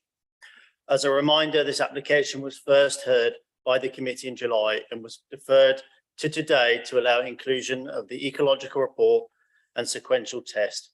We return today having submitted these additional reports. The application and supporting documentation is fully in line with the plans for the village and meets the critical test applied. I will summarise the key points which are fully supported or have no objections to the pre-submitted documents from the consultees. Mainy is identified as a growth village and the adopted plan reflecting its range of local services, schools, pubs, shops and modern dwellings, as well as the railway station, which itself has undergone a major redevelopment, a major upgrade, sorry.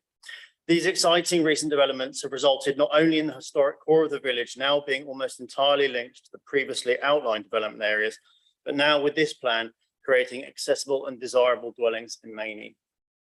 As you will have seen from your site visit and the aerial photo, the site in question is exceptional in the fact that it is underutilised for needed housing and simply represents a missing tooth in the shape of the village and the existing linear development precedent set on Station Road.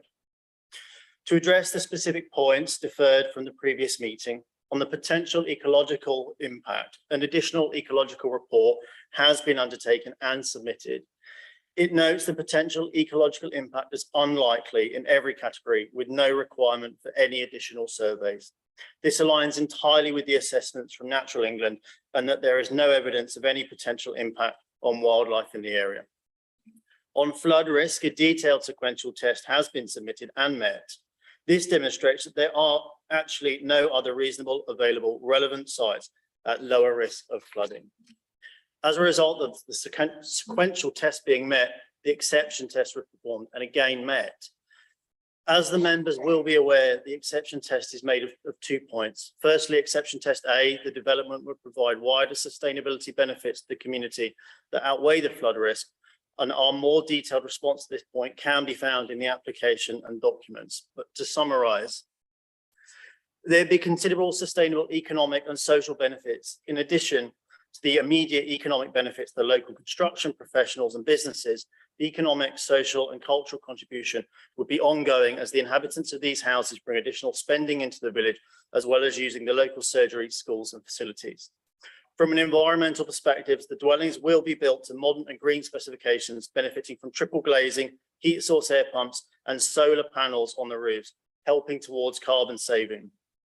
Also, the site being easily walkable to the station and village amenities would far reduce the need for private vehicles, a key environmental consideration specific to this location. On exception test B, the flood risk assessment that demonstrates that the development will be safe in its lifetime without increasing flood risk elsewhere and where possible, reduce flood risk overall. The application is accompanied by a detailed site-specific flood risk assessment from Ellingham Consultancy.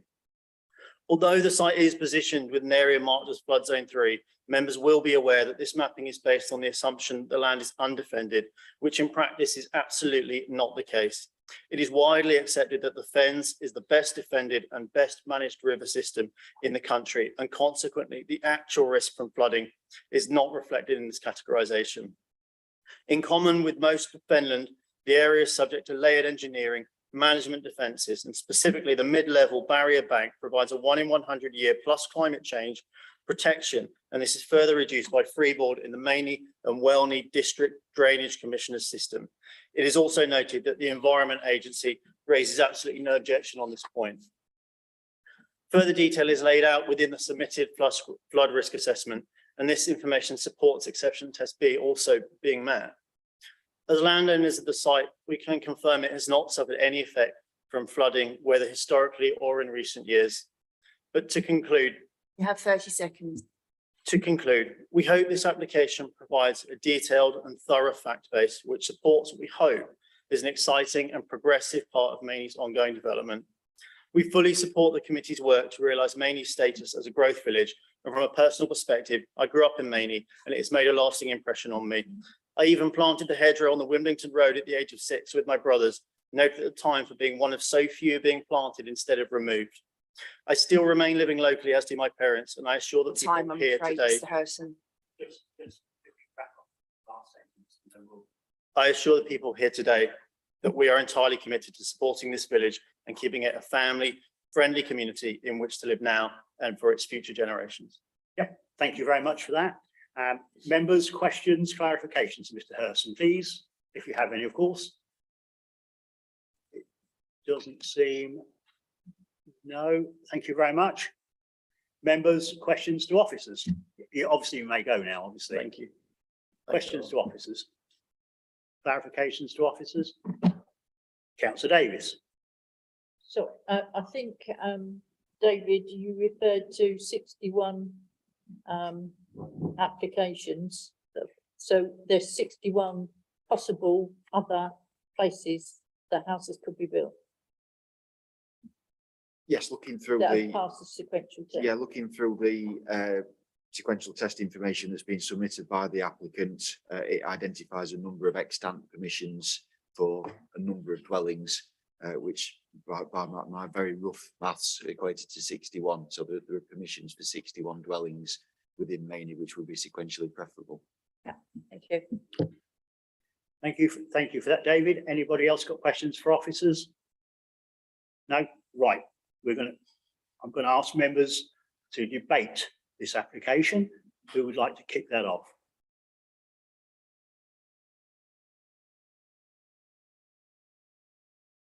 No, I think Councillor Cornwall's smiling. Is that an indication, Councillor Cornwall? Under these circumstances, no. Remember, that was my home village many years ago. My only real comment is that actually, yes, it may be near the station, it ain't near the centre of the village, but that's. You know. Okay. Councillor Davis. This application was deferred last time because of the sequential test, and that's what and that's effect and the ecology approach, and that's what it's back here for, and it hasn't met the requirements. So I feel we have to go with the officer's recommendation. Okay, thank you. Councillor Benny. Yeah, I'll put another spin on it just for debate, might liven it up a bit if I start it off. I mean, this was described earlier as a tooth waiting to be developed, and it is. It's field. We've got Chairmont Drive that's down there, and the CPCA and Fenland, we've invested in a car park. We've put a lot of money into that, and Mainey. Mainey needs houses. You know, we want these. We want the station to survive. We want growth in these villages, and there might be 51 other places that potentially could be built on, but that doesn't mean that any of those 51 will be, and these might be. So, to me, we've had the ecology report back, and that's fine.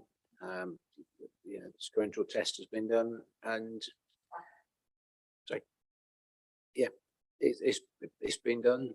But this will bring much needed houses to an area. We need houses. There is that houses are not.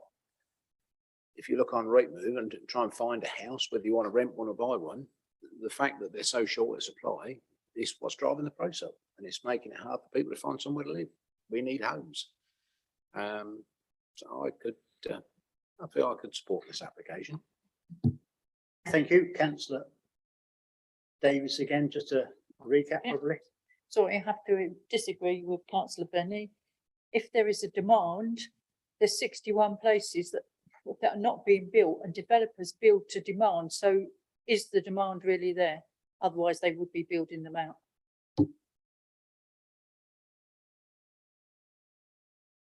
Well, there is obviously different circumstances to why developers are not going to build and someone obviously might. I mean, it's just how it is. But right, so we're still in debate, everybody. Just to add to my little 2 pence to that. Anybody else want to continue the debate? I'll let you come in, Nick. Yeah, just to remind committee of what David said in his presentation that's included in the committee report, that we do have to take note of planning consents that are in place, that are still available to implement, and the rules that we have to follow says that those have to be counted. You can't ignore them. So that's point one. Point two, in terms of the need for residential developments, just to flag that we do have a demonstrable 5-year land supply, and it's quite healthy, and also we're meeting the housing delivery test as well. So there's no, whilst I appreciate as an agenda, Fenland wishes to see growth, but when you look at the targets that we have to comply with, we are delivering on that growth ambition. Thank you, Chairman. Yeah, thank you, Nick. Anybody was still in debate? I'll let Nick come in there, obviously, for obvious reasons. Anybody else got any more to say with the debate before I go up to officers to sum up if they wish to? You any? No, David? No. Okay, then. So what we'll do, we're looking for a proposer on this application. Could I have one, please? Councillor Davis. Go with officer's recommendation and refuse. Councillor Davis. I suppose Councillor Cornwall was going to second it. So we've got a recommendation to go with officers to refuse this application. It's proposed by Councillor Davis, seconded by Councillor Cornwall. Can we vote on that recommendation?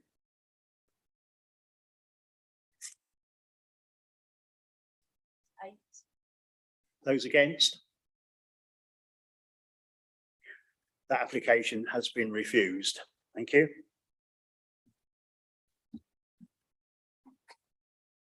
Right.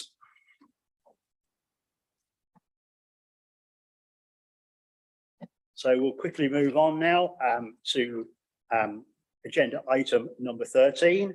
I'll hand over to David Rowan to do that application, F/YR 220884. It's a PIP application. Again, it's, as I said, reiterate agenda item number 13. David, please, when you're ready. Thank you. Thank you, Chairman. So yes, this is an application for permission in principle for residential development of up to 9 dwellings involving the formation of an access at land north of Hillview, Eastwood End, Wimbledon. So the application site is shown in red on the location plan and on the aerial photo. The site is at the junction of the A141, which sits to the west of the site, and then the southern end of Eastwood End. As you can see from the aerial image, the site is an area of grassland at present. The site as existing is shown on the plan above. The blue line running diagonally across the site denotes a water main which runs through the site. Whilst not a requirement of a PIP application, the applicant has submitted an indicative layout plan showing how the site could be developed. This shows 4 substantial dwellings within the site and a sort of an access road running pretty much along where the water main is. Given the site area, however, 9 dwellings on the site would equate to a density of roughly 12 to 13 per hectare, which is, the members will be aware, quite a low density, and which suggests that there should be no issues with adequately accommodating this number of units on the site in principle. The application is also accompanied by a plan illustrating the various permissions which have been granted by the council recently on Eastwood End. I would particularly draw members' attention to the sort of the turquoise area to the north of the plan, which relates to a site for 9 dwellings, which was granted at the June meeting of the committee. It's considered that this decision sets a precedent for the incursion into the sort of buffer area which exists between the A141 and the more established built form of Eastwood End, and which will make it difficult to resist the principle of development of this site. Photos on screen show the corner of Eastwood End with the A141 and the application sites beyond, and then further views of the site frontage are shown here, and with views of the site itself. You can see the grassland I referred to previously. So to summarise, as members will be aware, the only matters for consideration with a PIP application are location, use and amount. All other matters are for consideration at the technical consent stage.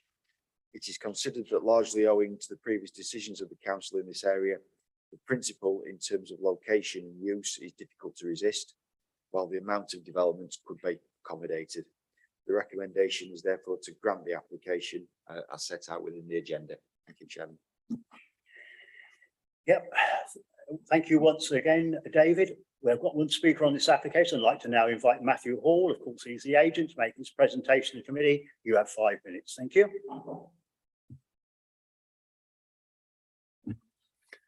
Thank you for allowing me to speak on this application this afternoon. We're pleased to note the officer is recommending approval of this application. Members will be aware of an appeal decision at 32 Eastwood End on the 12th of July 2021 that advised Eastwood End was more consistent with a growth village than an elsewhere location. And since this time, as Mr. Rowan has said, applications have been approved at Eastwood End. Although technical details would be considered at the next stage, we would advise that the trees that are located at the far eastern corner of this site as shown on the plan should be maintained. The site's all in flood zone 1. We've had a full measured survey of the road in this area, and the access and visibility displays can all be achieved in accordance with County Council requirements. Members will be aware of a condition for a footpath to be set from the developments to the east of this site. Having spoken with the designer, they have been in discussions with Chris Reed of Cambridgeshire County Council, and technical approval is to be given.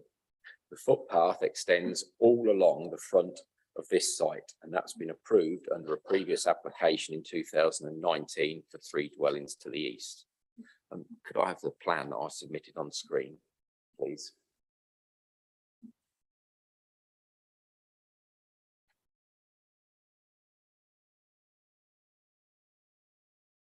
Thank you. The plan on the screen indicates 3 other planning applications that have all been approved by this planning committee in 2019, 2021 and 2022. This site that we're looking at today is hatched in red towards the southern end, eastward end. The green site directly next to this site was approved in 2021 for 3 dwellings. Works have already commenced to 2 of the dwellings. The purple site, again to the east of this site, was approved for 3 dwellings in 2019. 2 of the dwellings have already started there. 1 has got works well underway, and the northern site, as Mr. Rowan said, was approved in 2022 for 9 dwellings. We're pleased to note that the officer is recommending approval. Thank you. Thank you very much, Mr. Hall, for that. Members, questions for Mr. Hall? Councillor Cornwall? Yeah, I see from the plan, we seem to have a sort of landlocked bit in the middle. Is anybody likely to come ahead with any proposal to link onto yours? I noticed the layout could easily provide that. Is that a future consideration? This site and the 3 directly to the east, 3 plots there, and the 3 immediately next to that are under all the same ownership. The land you referred to is under separate ownership. Definitely, yes. No plans yet, to my knowledge. Thank you. Anybody else got any more questions? No, thank you very much. Question to officers, members, if you have any. No, no burning desire. Right, we're going to debate the application now. Who's going to start this debate off? Councillor Davis, thank you. The first point I wanted to make was, and I know we keep saying, oh, well, weight can't be put to it yet, but in the emerging local plan, this site wouldn't be permitted, and no further sites would be permitted, at least would end in any event. And notwithstanding what's been said by Highways and the views that they've taken, the entrance to that is actually when we sat on the bus, you could see it's very, very close to the A141, and anything coming off of the A41 quickly as they do, it actually could come upon that entrance with a vehicle or someone coming out. So notwithstanding what Highways say, there is a danger element there. Right, okay, still in debate. Councillor Davis has made a good point there. I know that obviously well, and she's absolutely right on what she has just said. But nevertheless, anybody else got any more in this debate? No. Oh, Councillor Scolding. Thank you, just in time. Thank you. Yeah, I'll just say something. I can't see how we can refuse it after the others went through, although I voted against it, the others, because you got children in there and they've got to cross that main road, but then again, you let the others go through, so I can't see how you can stop this one. So you're basing it on consistency, aren't you? That's what you're basing your thoughts on, Councillor Scolding. Councillor Benny? Yeah, I'd just say, I think officers have got it right. There are no grounds to turn this down. If we did, we'd face an appeal on it, most probably. I think we should just move to a vote on it, Mr. Chairman. Yeah, I'm going to take Councillor Miscanlon and then obviously Councillor French.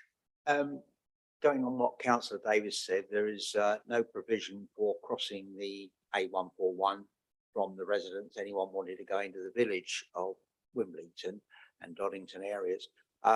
But when the technical details come forward, I'd like to see the developer make some provision for actually getting safely across the 141.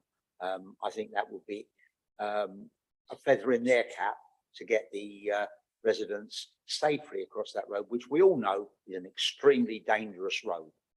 The number of accidents on it go without saying, but I think when the reserve matters and the full application come forward, I think I'd like to see the developer come forward with some form of plan to get people safely across that road, Okay, particularly the children. so it's a question that probably Nick or David's listened to on your train of thoughts, and probably they can answer on when we sum up with officers. So they've got a couple of minutes to work that one out. Councillor French. Thank you. Yeah, I agree. That is a very dangerous road, and it is 50 miles an hour there. We've had over the last few months several accidents. Why, we don't know. I did ask highway officers at County Council until we actually know what caused the accidents, but I've actually asked for average speed cameras to be put down between March and Chatteris. As you know, there've been 2 or 3 fatalities down there. There has. Unfortunately, there's been several accidents along that road, unfortunately, but you know, they're substantiated at the moment, aren't they? Right, Councillor Murphy, thank you. Oh, then Councillor Davis, thank you. Yes, I agree there have been several accidents there, but if you actually look into the accidents, they're self-done. All the accidents are, they've been just ordinary accidents and that's it, and you will get them on a long road like that. But none of the accidents have ever been anybody crossing the road walking. Well, as far as I know, just coming in there, I don't think anything's been, I don't think the coroner's made any comments. I don't think they've been to the coroner yet, so I think they're still in abeyance, really, to be fair. But Councillor Davis can bring something to the table, surely? No, it wasn't about accidents. I mean, there are accidents there all the time. I think there's been one pedestrian. I think most of them are actual vehicle collisions. I have a request, because I think I can see the way this one's going, that at the technical stage, that I think I'm trying to think how many, I can't recall off the top of my head, but we've got some, we would need some lighting there, some form of street lighting, as opposed to footpath lighting that parish council puts in. It needs to be proper street lights, and they need to be adopted by highways. Yeah, I think that's a very relevant statement. So any more for the debate, and then these questions? Councillor French. I was just going to fill you in. I sit on the Cosmic Committee at County Council, which the coroner's services feed into that. So as soon as we get some information on, because we've got several waiting for the fatalities on the 141 at Westbury, the one near Chatteris, I think we're waiting for 3 or 4 reports. So we will let you have it as soon as possible. Yeah, I think that's a good idea. I think we'll have to wait for that one. We can't determine things that we don't know anything about, can we? But Councillor Davis has made some excellent points there. Is the debate finished? Nobody else wants it. Right, officers, can you answer some questions? What or concerns Councillor Davis and others have got regarding the A141 and conditions of street lighting, etc. If this is to go through, can you throw any light on it? The permission in principle is granted, then there'll be the subsequent technical application, and it's that point that the County Council Highways team will identify whether or not they feel any improvement measures are required for that crossing, and or whether or not a lit footway has to be provided as part of this application. What I am mindful of is that no such improvements were required in relation to the application to the north, as far as I can see. Yeah, it has the footway going down the side of the A141. So I've got the numbers right there. So clearly there was the intention for residents and whoever to access this particular crossing that you're concerned. So it's a question of, well, wait and see what the highways team can identify, and secondly, if they do feel that there's the need for an improvement, well, what's the nature of those improvements going to be? given the width of the highway, so on and so forth. Thank you, Chairman. Thank you. So, right, no more officers summed up enough. You're happy with that? So I'm going to look for a proposal on this application. Councillor French, think, okay? The officer's recommendation. Okay.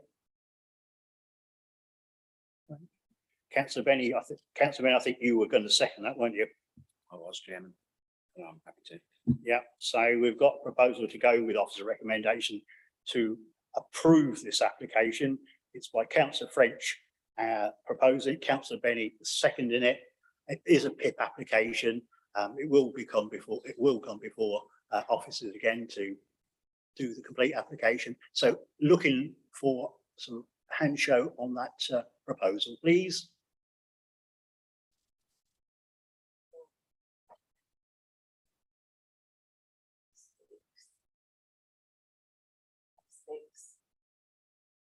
Right, those against?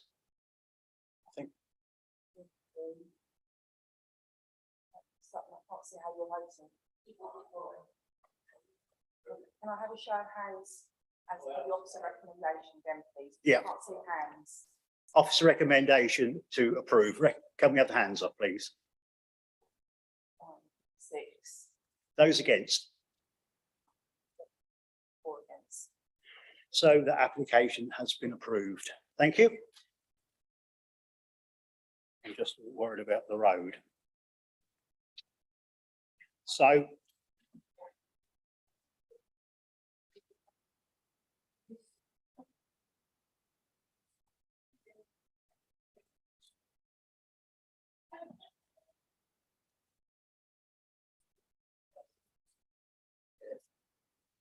So can we move on, please? Application, we've got an application for David to do. Applications number 14. Thank you very much. Would you like to carry on with that, sir? Yes, thank you, Chairman. So this is application FYR 220939 FDC. It's a Fenland District Council application to erect up to 2 dwellings on land south of 55 Wood Street, Chatteris. It's an outline application with all matters reserved. So the application seeks permission to develop an area of grassland to the front of the Chatteris Leisure Centre car park. The application site is shown in red on the location plan and the aerial photo. You can see it sits within a broadly residential area. On the opposite side of Wood Street is a site for a single dwelling, which was allowed on appeal in January this year. So the application is in outline with all matters reserved. So the plan submitted is purely illustrative. It does show, however, how 2 detached dwellings could be accommodated on the site. There is also, just to draw members' attention to it, approximately a 2-metre gap between the northern boundary of the application site and the boundary of the existing property, I think is 55A, which would then retain access to the water tower, which sits at the rear of the site. Photo views of the site have been submitted as part of the application, showing views north and south. And then additional further views are shown for members' information. You can see sort of the southern boundary of the site is essentially the access road into the leisure centre car park. That's sort of illustrated in the upper right image and then the lower image. The broad principle of developing a site within the built form of Chatteris accords with the settlement hierarchy set out in the local plan. It is considered that the development of the site would not have any adverse impact on the character of the area or on the amenity of existing residents. Consequently, the recommendation is to grant outline permission as set out within the agenda. Thank you, Chair. Yeah, once again, thank you, David. We have no speakers on this application. So therefore, members, questions to officers on this application? No, can't see any. Okay. So any points of clarifications to officers? No. Debate then. We'll nip quickly into debate. Councillor Scolding. Yes, I'm happy to say yes to this one. Now I've seen the road is going through to the water tower. Because when we went round, I couldn't see how they could get the road there, but I can see it on the map, so I'm happy now. Thank you. Okay, still in debate. Anybody like to add to that? Councillor Cornwall? Yeah, I see that Chatter's Town Council are not in favour of it. And, you know, I do take notice of town councils, but it seems to be careful. But to me, it's a loss of a piece of open space that's been there all the time. And, you know, I really don't think we should be removing open space. I think we should be, you know, planting and having grass and so on. You know, it's an open area. It's been there an awful long time as an open area. I don't think it's ever been built on, has it? From memory. You know, I'd rather see it as an open space, to be quite frank with you, Chairman. Yeah, I suppose that's another train of thought. Councillor Cornwall, anybody else want to add to the debate? Councillor Mayor. Yeah, it's mentioned in the report about the visibility when vehicles are coming out of the car park. And I think that could cause an issue as well. Okay, still in the debate. Councillor Benny, thank you. I mean, I live fairly close to there, and that piece of land, it's never been built on, but neither is a lot of other pieces of land that we passed planning permission on today either. Still get down to the leisure centre. The access to that has not been raised by highways as a problem. In fact, it's at times that's been a bit of a dumping ground for rubbish there. And it's Chatteris Town Council put it down as overdevelopment. I don't for 1 minute see how that's overdevelopment, because when the picture was up on the screen, the building that's above is actually three. There's a terrace of 3 houses that are there, which is about the same size footprint as this particular piece. So I don't consider that is in any way overdevelopment for this site. I mean, I walk down there when I had my dog. I used to take him down there most days and let him have a look around. And I've been to the leisure centre, and to me, that piece of ground is just, it's not green space. Never has been. It's been used for dumping rubbish on in its past, so I can't see any problem with it. No, I'm going to come in here. I went on the bus, and to be honest, I can't see anything problem with this. You know, I think the officer got this exactly right, and I should be supporting it.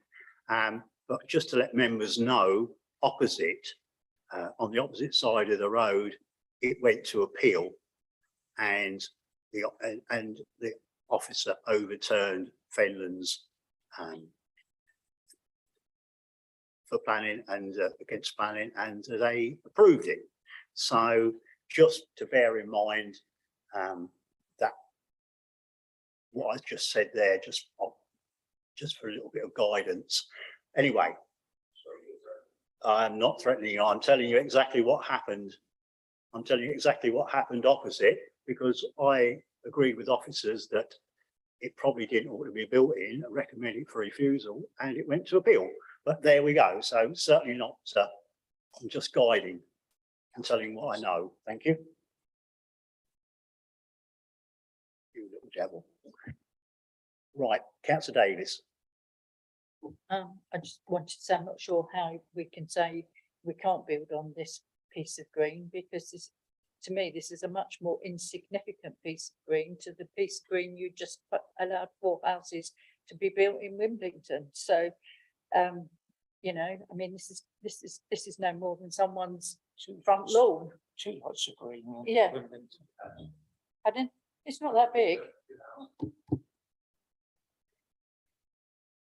Okay, still in debate. Anybody want to add to that? Councillor Miss Scanlon. Thank you. I noticed from the graphic drawing of it, that there's a hedgerow planted around the front of the properties. This could, if it's allowed to get out of hand, restrict the view of people coming out from the car parking area. I think that could be a condition on the thing that these hedges aren't allowed to get too high. We had it in Whittlesea, the back of the Conservative Club, where the actual height of the hedges is not allowed to go over a certain height. And I think this could apply to this, because it will restrict the view of people coming out the side road into the main road. Okay. David or Nick? David, one will answer it. Thank you very much. Through you, Chairman, just to pick up on Councillor Miss Candler's point, landscaping is a reserved matter, so will be part of the reserved matters application when it comes in, and no doubt that will be a matter that we would need to pick up at that stage. Okay, that's fine. Look, anybody want to add to it before I bring up the officers in? No. No, thank you very much for the debate. Officers, would you like to add anything to it? No, so I'm looking for a proposal now on this. Councillor Benny? Yeah, let's go with, propose we go with officer's recommendation and approve this application. Benny, okay. Have we got a seconder for that? Councillor Scolding? So we have to go with officer's recommendation to approve this application. It's proposed by Councillor Benny, seconded by Councillor Scolding. Could we have a show of hands on that, please? Thank you.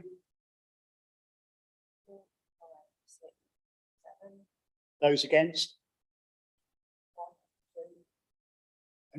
So you're not taking part in this, are you? You're saying nothing. So anyway, that application has been approved. Thank you very much. So basically that concludes today's planning meeting at 5:25. Thank you very much for attending.